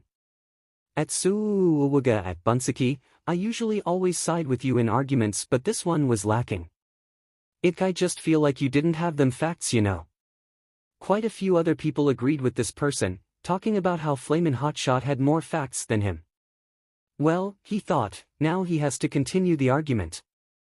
He does have a representation to keep up after all. At 𝗵𝘃𝐻, okay, so I realized my points may have not been subpar, but here's something interesting that definitely helps my point. At flamin' hotshot, linked to a video about 𝗳𝗲𝗿 damaging a lot of property, he places his phone down as the toaster pops and grabs a plate. He hears his phone buzz, but he pays no mind as he gets the butter. Once he's pleased with the amount of butter, he sits back at the table with his toast and phone. At flamin' hotshot and other heroes haven't, and he was saving people, so OFC he would do a little damage at 𝗵𝘃𝐻 really. How about you rewatch the video and see how many people he saved that he hurt? Or even civilians. At flamin' hotshot he had barely a bite of toast before the other responded. At flamin' hotshot, well, if they were in the way, how's it his fault? At 𝗵𝘃𝐻, because as a hero he should know not to control his quirk and not hurt innocent people, even if they are in the way. Hell, even how he hurts villains is bad. He needs to learn how to cool down. At flamin' hotshot, oh, and All Might hasn't hurt any villains before.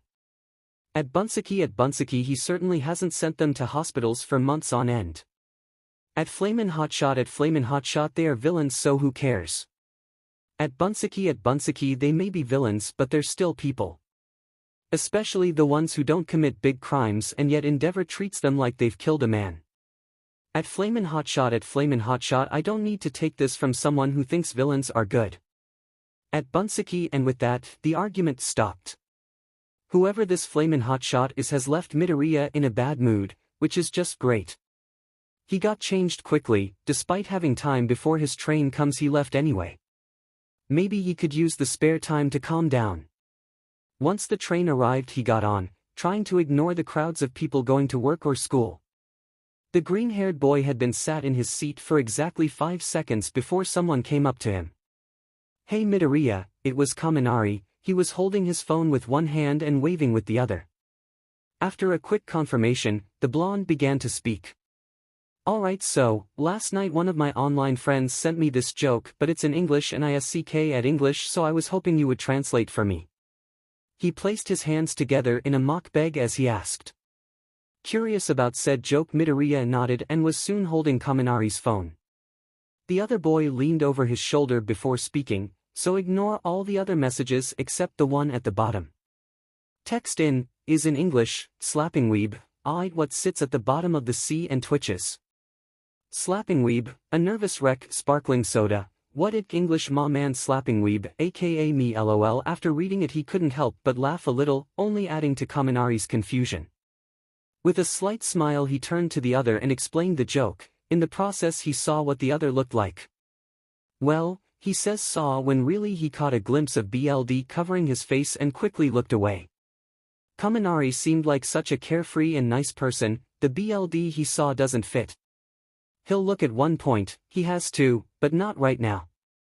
For the time being, he will keep 𝐀𝐻 as a happy person not covered in BLD. Soon Aizawa entered and everyone sat down quickly. The whole class is most likely scared of him now. The man himself didn't seem bothered in the slightest. He walked to the podium and began talking. We have a very important decision to make, or rather you do. Everyone tensed. Class president. Everyone calmed for a second, then they broke into chaos, all wanting to be president. Well, excluding Midoriya. This went on for a minute or so before Iida made the suggestion of voting. After discussing with the class they all set to voting. Midoriya thought for a few seconds, debating picking Iida or Yaoyorozu. Ultimately going with Yaoyorozu. All the votes were collected and counted. Iida won with 3 votes with Yaoyorozu and Midoriya tied in second with 3. There was some discussion one who should be vice, someone shouting there should be a vice, but ultimately 𝐷𝗏𝗄 let 𝐻𝐻𝐬 take the position. While he was happy two people saw him fit to be the vice president, he was glad he could get out of it. The class president gets a lot of exposure, the same as the vice. He's just not ready for it, nor is he ready for his next lesson. Maths. 𝐷𝗏𝗄 sighed happily when the bell for lunch went, packing his things quickly to attempt to avoid 𝐸𝐸 and 𝐸𝐸𝐸 again. It was going well, he was ahead of them and rounding a corner that had the door to the wooded area when he heard his name called. 𝐷𝗏𝗄. It was 𝐻𝐻𝐸, somehow she had caught up to him. For a moment he contemplated running into the woods. If he hid well enough, none of them would find him and he could eat in peace. However, that would mean the trio would know where he likes to go and thus he would have to find a new place. It's not that he doesn't like them, but after being alone for so long, being surrounded by people like them can be overwhelming. Slowly he turned and greeted 𝐻𝐻𝐸. So you want to eat lunch together? He asked innocently. He could say no, but that might break this possible friendship. Silently he nodded. The girl responded happily before they started walking to the dinner hall. He shot one last look to the door to the woods before accepting his fate. He'll have to be quicker tomorrow. The dinner hall is just as bad as he remembers, except now he doesn't have the good side of getting lunch rush's food. He hesitates when they begin walking inside. 𝐻𝐻𝐸 notices. You okay? She asks. The green-haired boy nods. They stay quiet for a moment like the girl doesn't believe him. Quietly he explains, it's just, there's a lot of people here and with my quirk, if her face was visible the look of realization would have been obvious. Well, don't you worry. Shortly after saying this she reaches her hand out, or well her sleeve. It takes a minute but 𝐷𝗏𝗄 gets the idea. He takes a hold of her hand and lets her lead him to the table. Once there 𝐸𝐸 loudly proclaims, 𝐷𝗏𝗄. There you are, we were calling to you earlier but you mustn't have heard. Said boy nods slightly and responds, yeah. They soon dug into lunch, 𝐷𝗏𝗄 enjoying his mother's cooking. 𝐻𝐻𝐸 and 𝐸𝐸𝐸 kept a light chatter going, 𝐸𝐸 and 𝐷𝗏𝗄 joining in occasionally. It was surprisingly nice. That is until a loud alarm cut through the air. A robotic voice sounded seconds after the students turned to chaos, telling them about an intruder alert and to stay calm and evacuate. Of course, no one listened and crowded the exit in panic. Unfortunately, 𝐷𝗏𝗄 got swept up and soon pushed into the window. With no chance of getting away, he took the opportunity to look outside. He sighed with annoyance when seeing the press. Looking closer he could see the gate destroyed, so they are the intruders. If the students knew they weren't in any actual danger they would most likely calm down, and he could get some personal space. An idea quickly filled his mind. If someone could get all their attention and tell them about the press they would calm down. The problem there, however, he can't do it. The number of people here could make him puke if their appearances were bad. That's when he felt a familiar hand.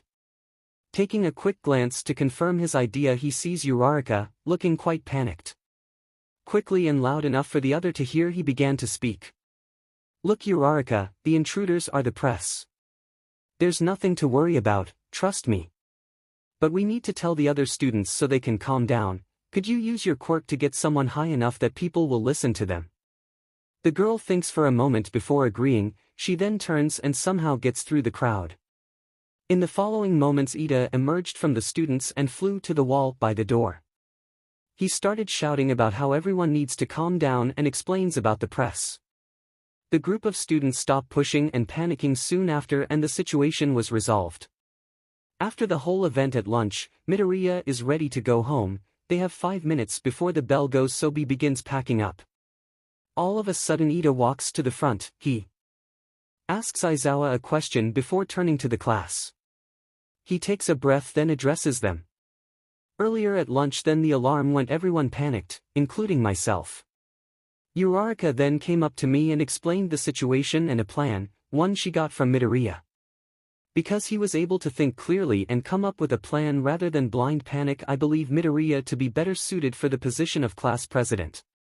A few other students seemed to agree. 𝐷𝗏𝗄 however didn't. He had dodged the bullet before when he tired with 𝐻𝐻𝐸 and let her be the vice, but now he's the actual class president. It's not like he had any spectacular ideas. Regardless, he slowly walked to the front of the class when 𝐸𝐸 called him up. Midoriya was about to speak when he remembered what happened with Midnight yesterday. He does need to start looking up more. It feels like he's said that 10 times, but now is the time to act on it. Or at least start. Despite not wanting the position, Midoriya thanks 𝐸𝐸 and promises to try his best. He fails to notice how his eyes went to Todoroki, leaving him every few seconds to look at the walls and such, but then back to the dual-haired boy. Okay, everyone get on the bus one by one. No pushing. The class nodded at Midoriya's instructions, soon going back to their conversations. Most of them were excited about the trip, Midoriya included. Aizawa had explained to the class what exactly they would be doing: rescue training in the USJ with Pro Hero 13. They would have to take a bus to the facility, which the class president would have to oversee. So far, being class president has only been more work. Nevertheless, Midoriya sits down by Hagakure and Uraraka. The duo are talking about 13 and the work they have done. Uraraka makes an offhand comment about Bakugo and how he couldn't be a popular hero. This, of course, caused a reaction. "I'll be a great hero. Number 1 in fact," he yelled while standing up. Most of the class laughed at this, a few started talking about why he couldn't. The conversation soon drifted to quirks. Midoriya listened carefully when his classmates began explaining their powers. "Hey, 𝐀𝐸, what is your quirk exactly? Because it must be more than a big tongue," asked Uraraka. Said girl laughed a bit before replying, "Well, first you can just call me 𝐶𝐸. And my quirk is being a frog. I can do most of what they can." That itself explained a few things, like her posture and the tongue. He couldn't think further as 𝐶𝐸 spoke again. "Speaking of quirks, Midoriya, what's yours? You never said, and the battle trial wasn't much to go on." "Oh.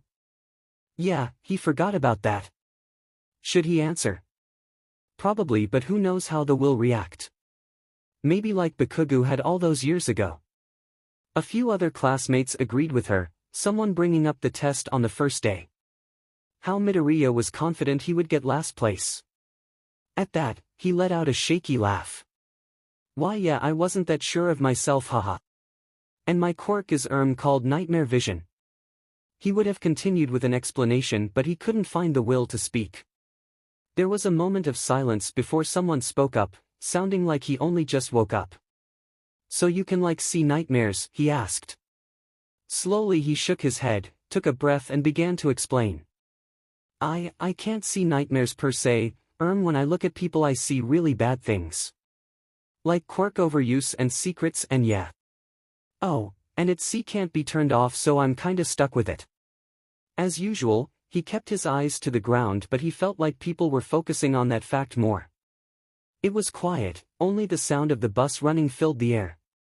Uraraka made a sound of realization before speaking up. "Is that why you haven't looked at us?" It was a quiet question, but he could tell people were thinking the same. "Well, I have seen a few people," he paused before continuing. "Uraraka, 𝐸𝐸, Bakugo, and Todoroki. Well, technically I've seen Hagakure, but she's invisible, and I've caught a glimpse of Kaminari, but not fully." 𝐸𝐸 was next to speak, asking about their appearances. He could say no, there's no reason why he should explain. It feels like he has to, however, so he begins explaining. 𝐸𝐸 looks like a robot, his glasses are broken. Uraraka looks sick. Todoroki is always angry and steaming, and Bakugo has bleeding ears. The way he said it shouldn't have given too many secrets away, such as Uraraka's food problem and whatever Todoroki's scar meant. Before anyone could react, the bus came to a stop. Aizawa stood up and announced they had arrived. As they got off, a few students tried to lift the mood. Specifically, 𝐶𝐸, who started telling jokes and making puns. Hey, how do you tell an all you like them?" he asked with a grin. He quickly yelled out, "You're a hoot," before anyone could answer. Only 𝐶𝐸, Kaminari, and a third person he doesn't yet know the name of laughed. It didn't matter soon, however, as 13 appeared. "Hello everyone, I've been waiting for you. I can't wait to show you what's inside," they said as the class walked into the building. A shipwreck, landslide, fire, windstorm and more. I created the training facility to prepare you for different types of disasters. I call it the Unforeseen Simulation Joint, but you can call it the USJ. 13 proudly stated. Before we begin, let me just say one thing, or well, two things. Possibly 3, 4, or 5. While speaking, they hold up their fingers, eventually waving their hand and putting it back down. It was then 13 turned serious. Listen carefully. I'm sure you all know that I have a powerful quirk called Black Hole. It can SCK up anything and turn it into dust. I've saved lots of people, but my quirk could also very easily be used to kill. The class sobered at that. While it was obvious, no one ever really thought about it. Some of you also have powers that can be dangerous. In our superhuman society, all quirks are certified and strictly regulated, so we often overlook how unsafe they can be. Please don't forget that if you lose focus or make the wrong move, your power can be deadly. Even if you're trying to do something virtuous like rescue someone. Aizawa nodded behind the space hero. Thanks to Aizawa's fitness tests, you should have a solid idea of your quirk's potential. Because of All Might's combat training, you've likely experienced how dangerous your powers can be when used against other people. Carry those lessons into this class. Today you're going to learn how to use those quirks to save people's lives. The hero let the information sink in before speaking again, this time with a lighter tone. That's all I have to say. Thank you so much for listening. The students were given a few minutes to talk between themselves as 13 and Aizawa spoke, presumably about the exercise. That's when it happened. A black portal started forming in the center of the USJ, getting bigger every second. A large group of people walked out, the last two being a man covered in hands and a large mutant. The mist formed into a man wearing metal neck protection. Midoriya, of course, didn't know this. He only heard his classmates questioning if whatever was happening was part of the exercise. Then the alarming part being Aizawa telling them that no, it's real. Their teacher then speaks to 13, putting them in charge of Class 1 as safety. Soon after, he hears his teacher running down the stairs into the battle. The sounds of battle could be heard as 13 yelled at them to get to the doors. The students did as told, unfortunately not making it far. A voice startled them, appearing suddenly. There is no escape, heroes. To the class, the voice and speaker were terrifying, but to Midoriya it was different. He sounded no older than 17. Curious, he looks up. The villain is introducing their group, the League of Villains, but that isn't what got his attention. Just like his voice, the other looks like he belongs in school. The boy is tall, dressed in what seems to be casual clothes. Light blue hair sticks up in organized chaos, 2 pieces fall down the front of his face. Speaking of his face, the eye Midoriya could see was dead. Staring blankly. The other was consumed in a purple mist, a streak of yellow where the eye should be. All in all, he wasn't bad to look at. No standout features that made Midoriya's stomach turn. Sure, there were wounds, but nothing bad. It was strange, the boy he's seeing didn't look villainous. He was proved wrong when he heard tuned back into what he was saying. And we're here to kill the symbol of peace. The next thing seemed to happen in slow motion. Bakugo and a red/black-headed boy with scars on his back jump in front of the class. They run to the villain, going to attack. Despite 13 saying to stop, they carried on. And within seconds most of the class is covered in the mist. They start falling, and once they land they find themselves not only in a different place, they're also surrounded by villains. Ones who aren't afraid to hurt them. As soon as Midoriya realized he was in water, he started splashing around in panic. Thinking back, he really should have continued swimming lessons after he got his quirk, but of course, he didn't. Now he's going to drown. Or at least he would have if not for the slimly tongue that wrapped around his waist. He was then pulled out the water and thrown onto a large boat. After taking a moment to cough out any water in his lungs, Midoriya looked around. He was the only one on the boat, which was worrying. Someone had saved him. Well, he likes to think it was someone, not a something, so where are they? At that moment someone else was thrown onto the boat, a third person landing gracefully shortly after. On reflex, he looked away from the duo. Midoriya, are you okay? Ah, it was 𝐀𝐦. That makes sense, with her frog quirk she would be a good swimmer. Why yeah, he replied. They sat in silence for a moment before the mysterious second person spoke. So, what are we gonna do? Sit and wait for the pros, or, it was the tired guy from the bus. See, could you explain the situation to me? He felt bad asking, but it was easier. 𝐀𝐦 nodded and told him how they were surrounded by villains, presumably all with water-type quirks. Throughout, Midoriya was planning what they should do. Clearly, they thought about the placement of the villains, but not so much with the students, otherwise they would have put 𝐀𝐸 in the fire area. He made a noise of realization. Quickly he peeked over the side of the boat. He would come to regret this decision in the future, but it was needed. None of the villains were moving, they were just floating there, waiting. With a smirk tugging at his lips, he turned to the other two. In his excitement to explain his plan, he forgot about the whole nightmare vision thing. 𝐀𝐸's tongue hung from a bloody mouth, it was damaged around the edges. Her face was tired and stressed, she looked like she was under a lot of pressure. Said face was covered in a light layer of slime. The other boy was more disturbing, his mouth covered in blood. His two lips seemed to be stitched together. He still had the space to talk though. There was also a look of insecurity that didn't want to leave. Well, there's no point in not looking now. So I don't think the villains know our quirks. They wouldn't have put 𝐀𝐸 𝐬𝐈𝐬 in the water part if they did. Also, they're not attacking, they want to wait to see what our quirks are. Midoriya let the other two think about it before continuing. The best way to beat them is to use that against them. The purple-haired boy nodded before asking, so what do we do? Jump over the side of the boat and scream about super strength or something?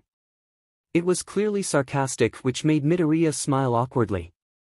The boy took notice of said smile before sighing. That's the plan, isn't it? It sounds dangerous, 𝗵𝗃𝗃 cut in.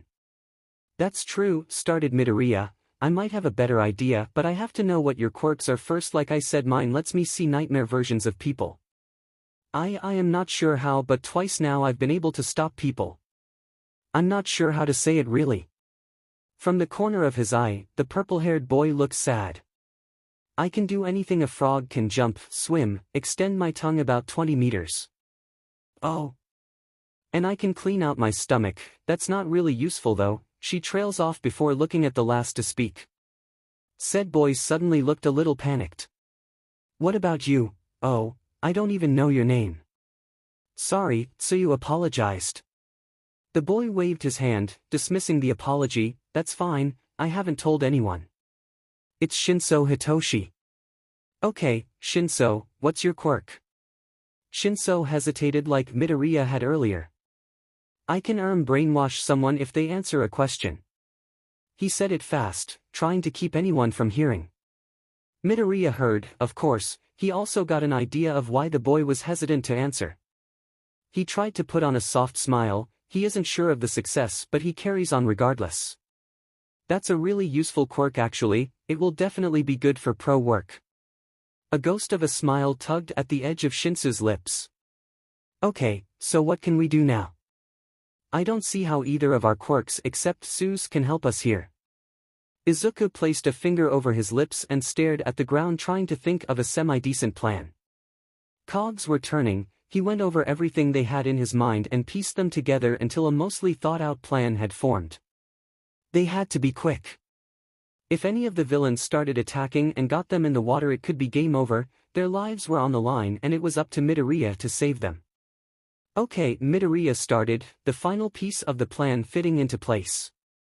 This is going to be a bit dangerous and we'll have to hope none of the villains attack us until we've gotten out of the water zone.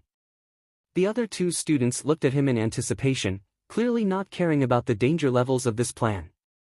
It is the only one they've got after all. He takes in a deep breath. Okay, so 𝐀𝐸, you're going to stick to the side of the boat and get as close to the water as possible without actually going in it. Then with your tongue, you'll grab a villain and bring his back up to us. 𝗫𝐸, with your quirk you're going to brainwash them into fighting for us so they can hold off the other villains until we get to safety. 𝐀𝐸 holding onto us and quickly maneuvering through the water since she's the fastest swimmer. If we can't get them to respond then, he hesitates for a moment. I'll use my quirk to make them talk. Slowly the other two students nod their heads, thankfully showing that they understood the plan. Well, I guess it's not that bad of a plan, 𝗀𝐻 states as Tsu nods in agreement. Great, let's get started quickly before any more time is lost. 𝐬𝐻𝐸 silently ushers Tsu near the edge so the plan can start. After a few seconds, when she went onto the side of the boat, she came back up carrying a squirming man in her tongue. He yelled and attempted to break free, but as instructed, Tsu kept a tight hold on him. Stop moving, you insolent swine! 𝗀𝐻 stares at the villain with a monotone glare. What did you just say to me, brat? Suddenly the man's eyes went a milky white and wore a bored, empty expression. 𝗀𝐻 looked away like he was waiting for a reaction. 𝐬𝐻𝐸 looks at him for a moment, then gives the boy a wide smile. Your quirk is so incredible. Just, wow, it's so useful and can be used in a diverse amount of ways. He clears his throat. Anyway, we shouldn't waste any more time, so please tell him to attack the villains on our signal while waiting by the edge of the boat. 𝗀𝐻 gives him a curious look for a moment before giving the man the orders and waiting for the next person to come. They surprisingly got to about the 8th person before they encountered someone who refused to talk. A muscled man with a stone-face glare, quite intimidating, but seemed to know better than to struggle against people who have unidentified quirks and have seemingly brainwashed his allies somehow.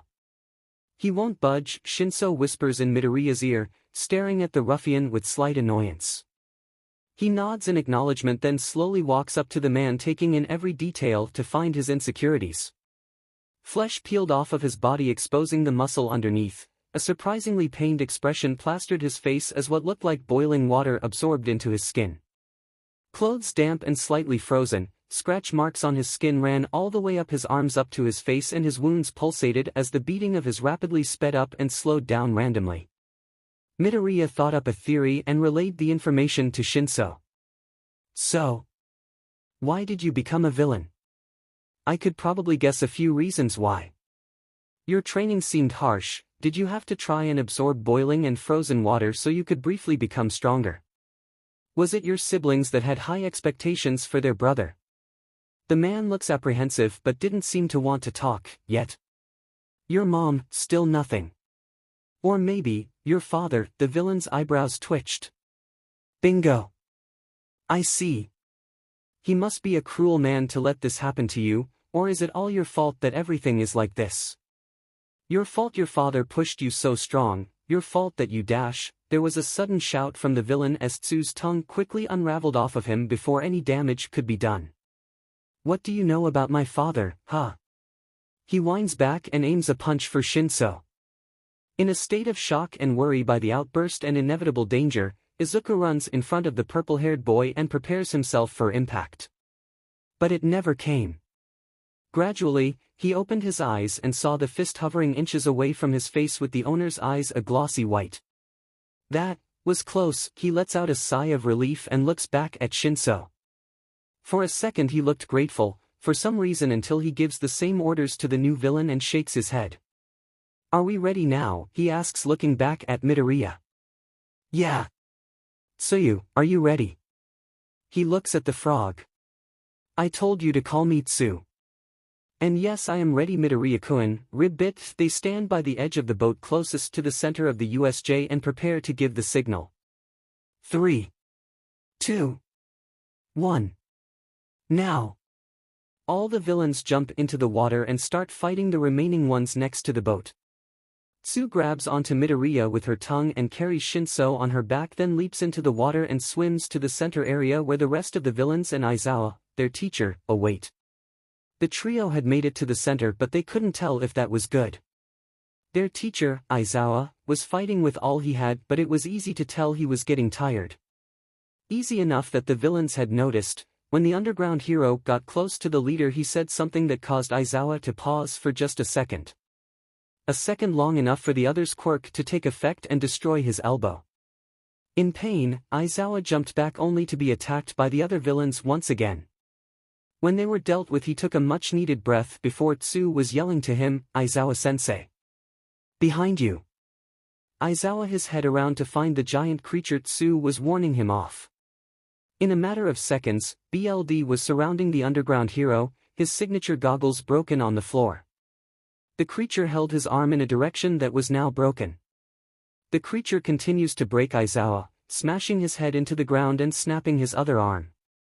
The mist man from the start of this nightmare appeared by the main villain. A student had escaped and is on his way to UA. Midoriya might not have been looking, but he could feel the annoyance coming from the villain. Great, with all the NPCs taken out we can't fight a bunch of heroes. Suddenly he turned to the trio of students. Before we leave, let's send a message for the symbol of peace, maybe kill a kid or two. With that he ran towards 𝐲, hand outstretched. 𝐲 was frozen in fear. Even when the villain had his hand on her face she couldn't move. She expected pain, but it never came. Slowly she opened her eyes to see 𝐲𝐻𝑍 was using his quirk. The villain was quiet for a moment before commenting on 𝐲𝐻𝑍. The 𝗰𝐻𝑍 was quick to smash the teacher's head into the floor afterwards. Midoriya could tell the villain was going to attack them again. With a glance to his classmates he confirmed his suspicions. They were both still frozen in fear. In truth Midoriya felt the same. If only someone was here to save them, if only 𝐲𝐻𝑍 could still fight. Why did the villains have to attack them? All Might he could understand, but not the class of children. At this moment Midoriya felt grateful for his goggles. The slight tears that began forming weren't visible to anyone. Throughout his entire life he has been watching heroes fight villains, analyzing them. In no way could he put up a fight against a villain, but maybe with the knowledge he has he can distract them for long enough that 𝐲 and ♯and get 𝐲𝐻𝑍 and get to safety. Putting on a brave face he got ready to attack, mentally cursing his lack of a weapon. With speed he attributed to adrenaline he jumped up the ledge and went to punch the villain. Honestly, he was surprised at how close he got before it could land. However, the villain that had been holding down 𝐲𝐻𝑍 intervened. The villain grabbed his arm tightly and held him up. That was a close one, the other villain muttered before turning to Midoriya. So, you were trying to be the main character, huh? 𝗰𝐻𝑍, show him what it's like as a hero. With that simple command, Midoriya's arm was twisted until he heard and felt the snap. Midoriya gasped in pain. The villain kept applying even after breaking the boy's arm. In desperation Midoriya looked up. This was most definitely his worst mistake. The villain who gave the commands looked traumatized, his eyes wide and betrayed. The skin on his face and neck was raw, red and peeling. If Midoriya had the time he would notice a few other details, but in his situation, he can't.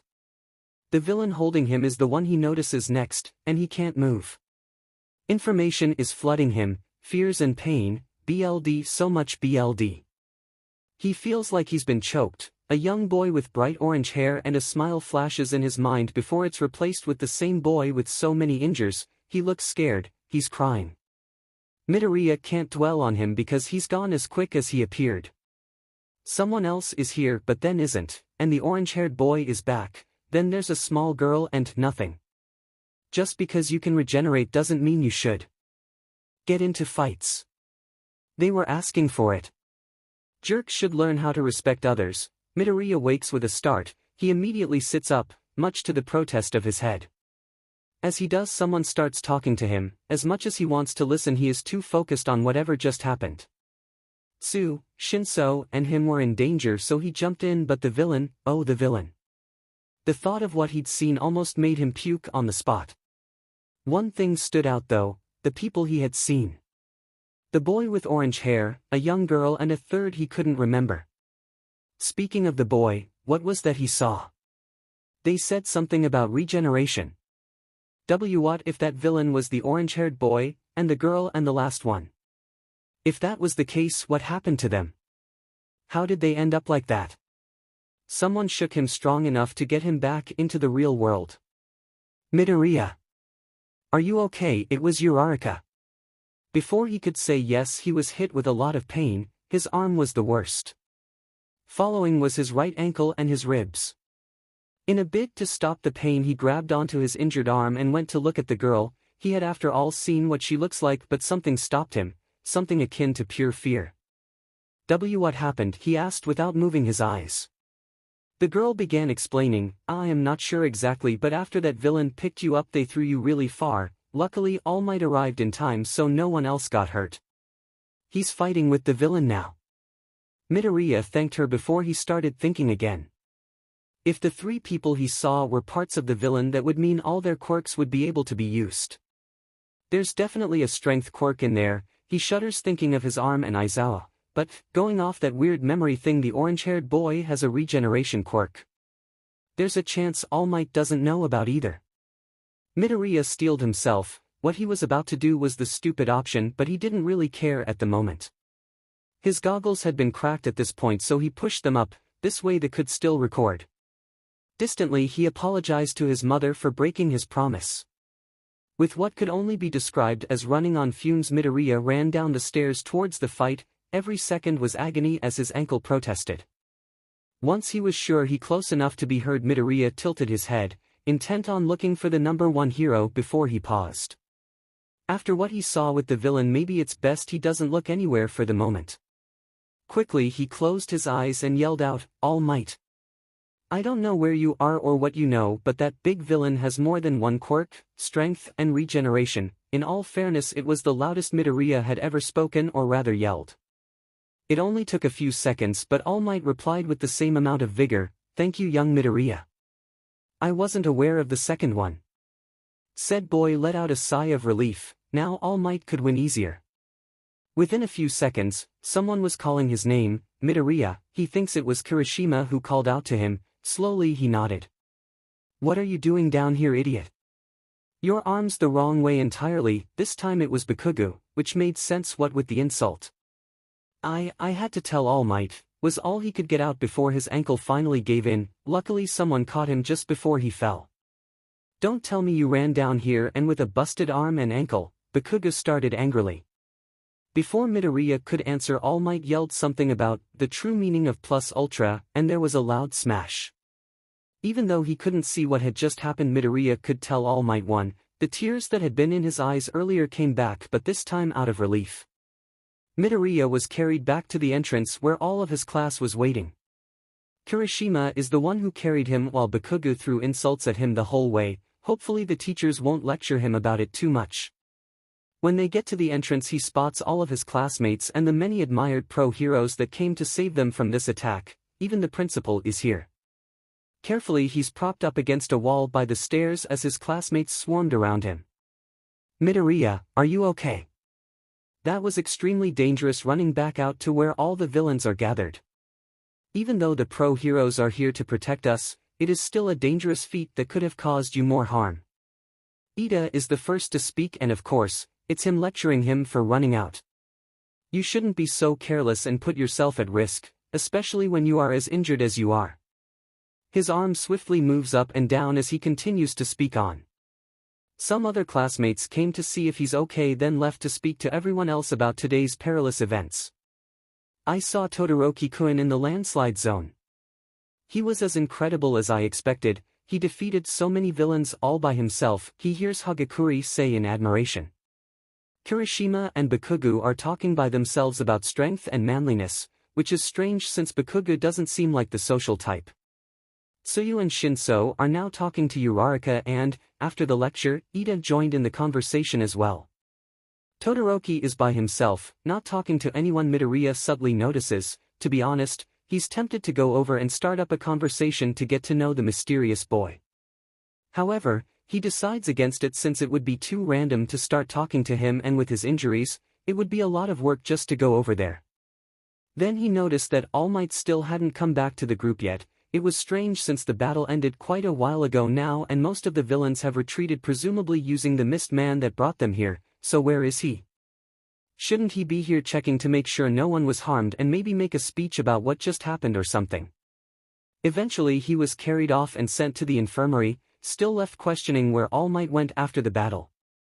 He's happy to learn that none of his classmates were injured. It was only him, 13, and Aizawa-sensei as far as he knows. After today he has a newfound respect for his homeroom teacher, who protected Tsuyu even though he was heavily injured. It's a shame he got as hurt as he did. Even though he's a pro hero, he can still be badly injured, and working by yourself against dozens of villains is an amazing thing to do. When he woke up he notices that Recovery Girl's office is empty aside from him. He had bandages covering his arm, ankle and chest, with only a few other scrapes exposed. Midoriya sighed. his mom and dad are going to kill him when they find out what's happened. Staring up at the ceiling, he recounted the day's events over and over again. It was unbelievable, like he was watching a movie or one of those hero videos that only seem to take place in extreme situations where tons of people are in danger or there was a huge amount of damage done to the area. After all of the danger and pain, he started to rethink wanting to become a hero. Many questions arose and ran through his mind. Before he came here, he was never able to do anything heroic, just a nerd in America too scared to look at people or even leave his room. His dream of becoming a great hero is unrealistic and over-exaggerated. He should have been put in the support course or something. Technically, he cheated his way into 1A, and it shows. Looking at how he couldn't contribute much to the fighting, he didn't even scrape a single villain. Midoriya turned over onto his good arm and stared at the white wall and closed his eyes. He's been in here a while. Suddenly there was a loud noise that came through the door. I am here. Coming through the door like a normal person. Midoriya shot up. He glanced at the number 1 hero but looks away immediately, not wanting to look at the hero's nightmare version, but nevertheless his mouth opens and closes like a fish out of water. What are you do here, All Might? He felt embarrassed for stuttering through his sentence so much, but there was no reason for All Might to be in his room, right? I came here to thank you, young Midoriya. You were a huge help today during my fight. Izuku looks at him puzzled. He didn't do much. He only told All Might about the regeneration, which probably would have been figured out eventually. All Might cleared his throat. Today you gave me a useful piece of information about an unknown creature no one has encountered before, plus I heard that you helped out ♯and 𝐸𝐸 to get away from the villains on the boat safely. I don't know how you did it, my boy, but you are an incredible kid, and Mizu was right to let you attend this school. Anyway, I don't have much time now. Get better soon. As quick as he came, he left out of the infirmary. Midoriya stared at the door, shock plastered all over his face. All Might, the best and number 1 hero, just praised him. He was useful. No, he is useful. All Might even thinks so. Ever since he was a child, he wanted to meet All Might and watch him in real life when he is saving people, with his hopeful smile and determination to save the day. The hope it gives people and fear it strikes in villains. So from that moment on, Izuku Midoriya made a promise to himself. He's going to save as many people as possible with a smile, no matter what. Midoriya had spent the last day or so in the hospital recovering. Recovery Girl had been able to heal him a good deal, but he had to rest before she could finish, which wasn't easy as every time he got to sleep the memories from the USJ flooded him. It wasn't even just the creature, thoughts of what-ifs were a constant. Before the boy could think anymore, there was a knock on the door to his room. Ah, come in, Midoriya said before the door opened. In walked a relatively tall man dressed in a beige trench coat. Behind the man, Aizawa, who closely resembled a mummy, followed. Hi, you're Midoriya Izuku, correct? The man asked. Said boy nodded without looking up. Okay, good. My name's Tsukachi Naomasa and I'm here to ask you a few questions about what happened. If you're up to it, of course. Midoriya thought for a few seconds before speaking. I'll answer some questions, but I don't think I'll be much help. Thank you for agreeing. Now, according to your classmates, a mist-like a figure appeared at the entrance and used his quirk to place most of you across the USJ. Tsukachi started, letting Midoriya nod before continuing.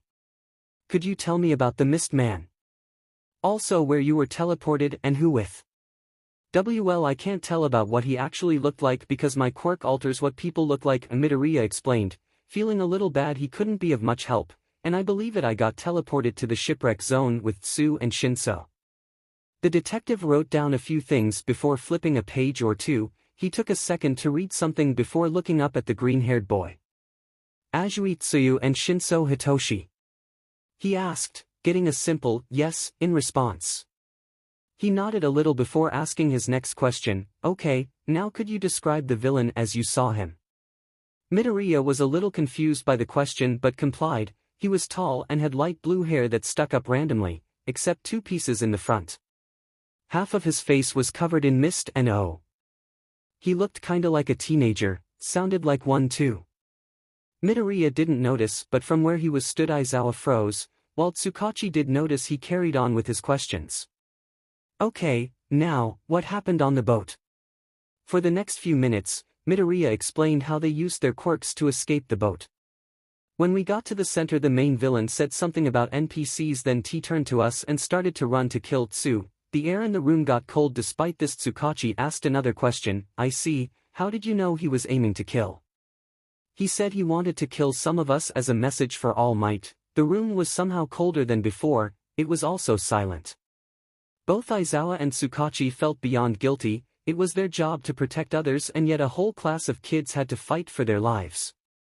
Unfortunately, they didn't have the time to feel bad. Tsukachi took a breath before speaking again. Assuming you're okay to continue, what happened next? Midoriya then recounted jumping in to save Tsu but being caught before he could land a hit. And is that how you broke your arm? Asked Tsukachi. Midoriya replied, yes, before the other spoke again. Now according to your classmates the creature, Nomu, then threw you. But I'm wondering what you saw when you looked at the two, if you got the chance to. Midoriya's breath hitched. The thoughts of the Nomu were close to filling his mind. Determined to be helpful, the boy pushed through and began describing the main villain. I did. The main one had red skin on his face and neck. He also looked traumatized and kinda betrayed. I didn't see much else of him though, sorry. That's fine. Now about the Nomu. The simple mention of the creature brought a shiver up Midoriya's spine.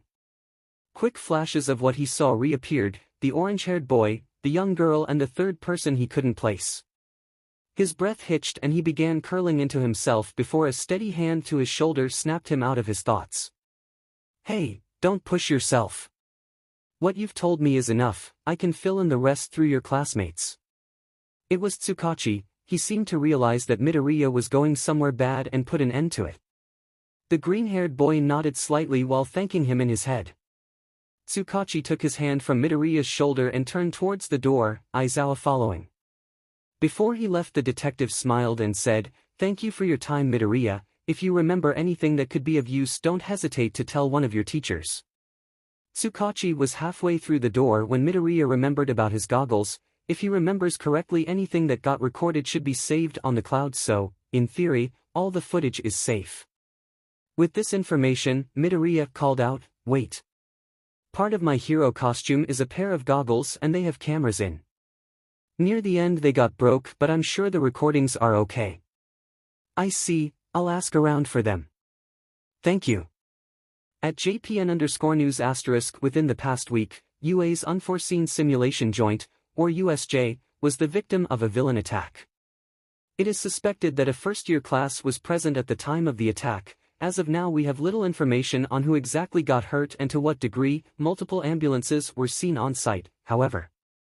This begs the question, is UA really safe? Time in the hospital seemed to go by very slow. There wasn't much stuff to do and Izuku didn't have his phone to pass the time online, plus there's the dreaded thought of how his parents would react.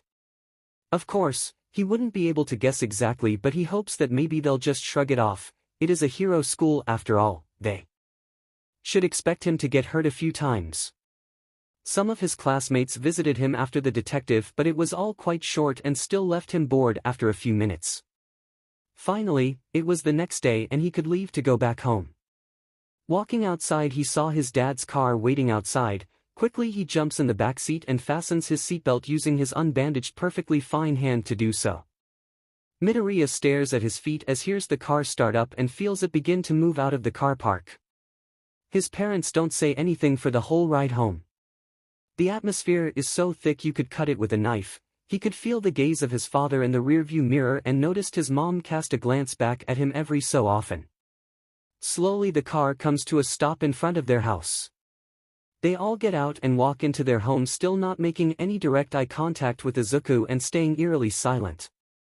His parents walk into the living room. As he was about to go into his bedroom to check up on his followers, he hears his name being called. Izuku, honey, can you come here please, we need to talk to you. Inko sounded tired and Izuku did not like it when they needed to talk, since it was always something bad. He creeps into the living room and looks at his parents. Their appearance is worse than usual, all of their previous features were amplified. Dark circles around both of their eyes, his mom's hair looked more gray than green and his father's mouth in a permanent twisted frown. Guilt creeps up his spine as he looks down at his shoes. What is it? He mumbles to them. We heard about what happened at the training facility the other day on your school trip, his mother said with a mixture of worry and a hint of anger.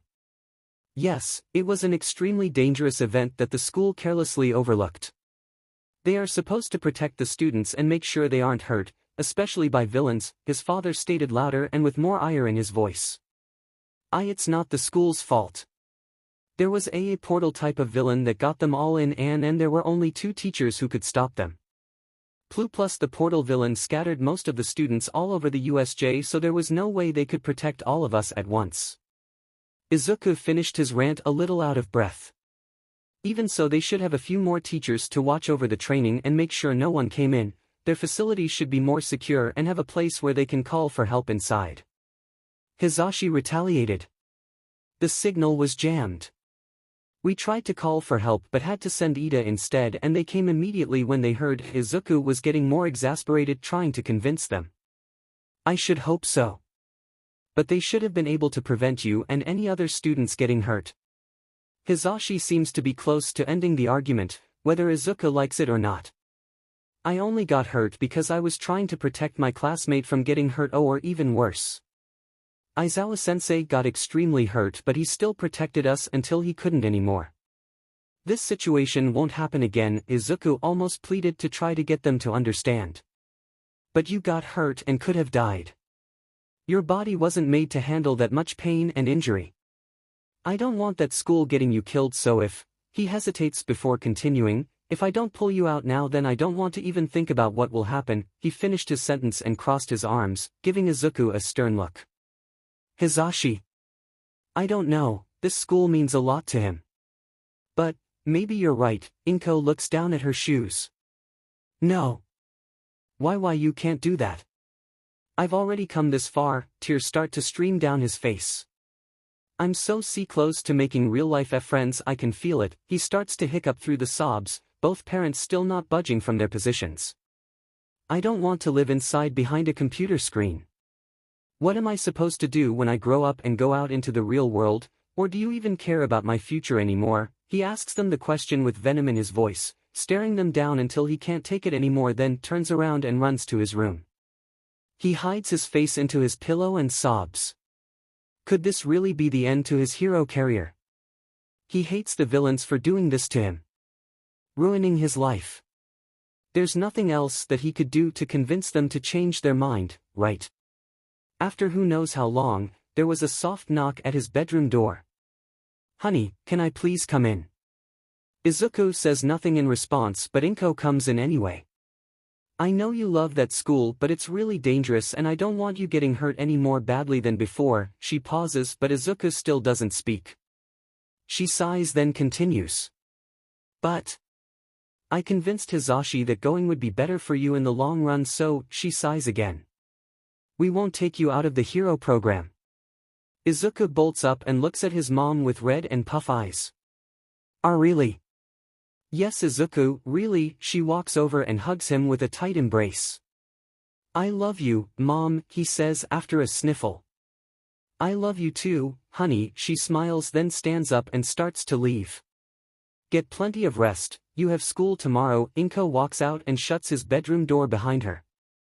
Midoriya sighs and lays still for a few minutes. The past few days had been very draining. Part on him wants to sleep until next week. He had half the mind to actually do so before his phone buzzes. Since being admitted to the hospital, he hadn't been allowed on the device. Now, however, he has some time to catch up on what he missed. There are some notifications from his classmates and some from social media. The most recent seems to be his friend at 𝐽 gang dragging him into a discussion. This happens often. When either of them needs backing up in their virtual arguments, they'll call on the other.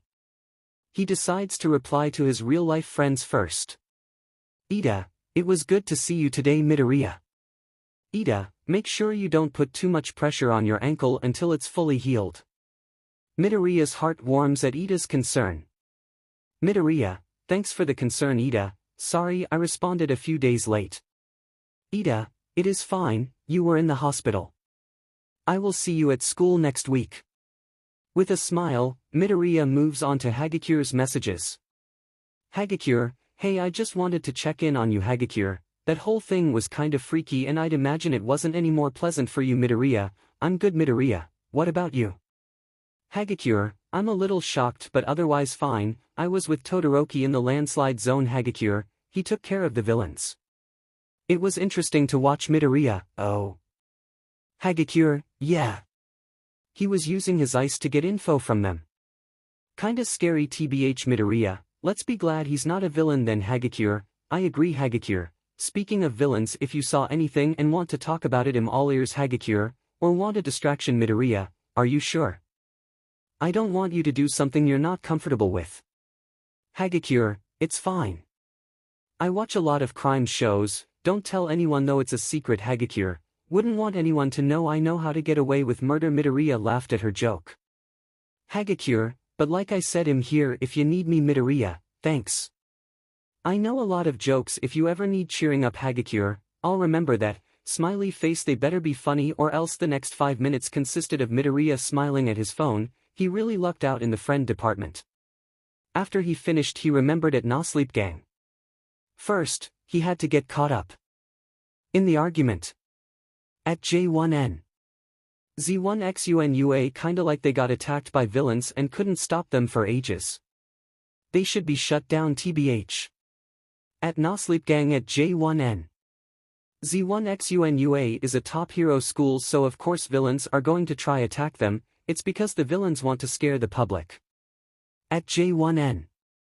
𝐍1𝐀𝐦 at 𝗀𝐴 one, they're better hero schools out there. 2. I don't see how that makes a difference. There are a lot more things they could do to scare the public. At 𝗀𝐴 at J1N. 𝐍1𝐀𝐦 true, but they are villains. You think they just sit around Sunday lunch discussing attacks? Should we attack UA? Maybe not, there are other things we could do.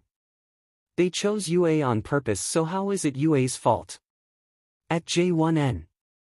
𝐍1𝐀𝐦 at 𝗀𝐴, they should have been better prepared. Even UA's supporters are incompetent at 𝗀𝐴 at J1N.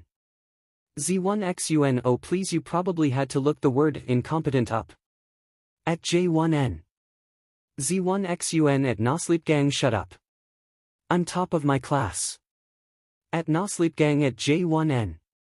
𝗍1𝐀𝐦 in what, whining? Or perhaps idiocy, at J1N. 𝗍1𝐀𝐦 at 𝗀𝐴, insulting me won't change the fact that UA they should be shut down. At 𝗀𝐴 at J1N. 𝗍1𝐀𝐦 sure is funny though. At 𝗵𝘃𝐻, you should join in. At J1N. 𝗍1𝐻𝐿 at 𝗀𝐴, calling in your friends, huh? Scared you can't win this argument then? At 𝗀𝐴 at J1N. 𝗍1𝐻𝐿, don't flatter yourself. I could win a fight against you, 𝐸 decided to get the argument back to the topic of UA, instead of just insulting each other. At 𝗵𝘃𝐻 at J1N. 𝗍1𝐻𝐿, you said UA should have prepared better, how exactly? No other hero school had ever been attacked in history before this, so there isn't much to go on. At J1N. 𝗍1𝐻𝐿 at 𝗵𝘃𝐻, a way to call for help. At 𝗵𝘃𝐻 at J1N. 𝗍1𝐻𝐿, if I remember correctly from the statement, UA released communications were jammed. At J1N. 𝗍1𝐻𝐿 at 𝗵𝘃𝐻, then have more pros there at 𝗵𝘃𝐻 at J1N. 𝗍1𝐻𝐿, but they have to teach other students. At J1N. 𝗍1𝐻𝐿 at 𝗵𝘃𝐻, look, I'm not a pro, okay, so OFC, I don't know how to plan for a villain attack at 𝗵𝘃𝐻 at J1N. 𝗍1𝐻𝐿, then I think you should keep quiet on the matter. You're allowed an opinion of course, but if all you can do is complain and not offer anything helpful, then I think everyone will appreciate it. At J1N. 𝗍1𝐻𝐿 at 𝗵𝘃𝐻, oh yeah. What about you? You haven't said anything helpful. At 𝗵𝘃𝐻 at J1N. 𝗍1𝐻𝐿, that's true, but I didn't plan to speak on the matter so soon. It was at 𝗀𝐴 who called me over. At J1N. 𝗍1𝐻𝐿 at 𝗵𝘃𝐻 at 𝗀𝐴, yeah, well, I don't care what you both think. UA should have prepared for an attack. You would be singing a different tune if someone died or got kidnapped. At 𝗀𝗡𝗏 at J1N. 𝐍1𝐸𝐴 if someone did get kidnapped or killed we wouldn't be discussing this over the internet because that's a much more serious matter. @𝐵𝘃𝐸 @J1N. 𝐍1𝐸𝐴 @𝐸𝐷𝐿𝐴 is right, but fortunately, it didn't come to that. UA will be criticized a lot for this attack and I bet a decent amount of people will say they should close, but over one accident that they had no way of knowing would happen. @𝐵𝘃𝐸 @J1N. 𝐍1𝐸𝐴 as it stands UA staff got there as soon as they could and captured most of the villains, they did a great job dealing with the situation. @J1N. 𝐍1𝐸𝐴 @𝐵𝘃𝐸 if they had done a good job it wouldn't have happened in the first place. Midoriya sighed and dropped his phone next to him. It seems no matter of reasoning with convince @J1N. 𝐍1𝐸𝐴 that UA isn't at as much fault as he thinks. With only one option left he picks his phone up again. @𝐵𝘃𝐸 𝗁𝐈𝐿 I can't with this guy, I'll leave him to you. Just, don't go too far with the insults okay? @𝗁𝐈𝐿 @𝐵𝘃𝐸 when have I ever? Smiley face.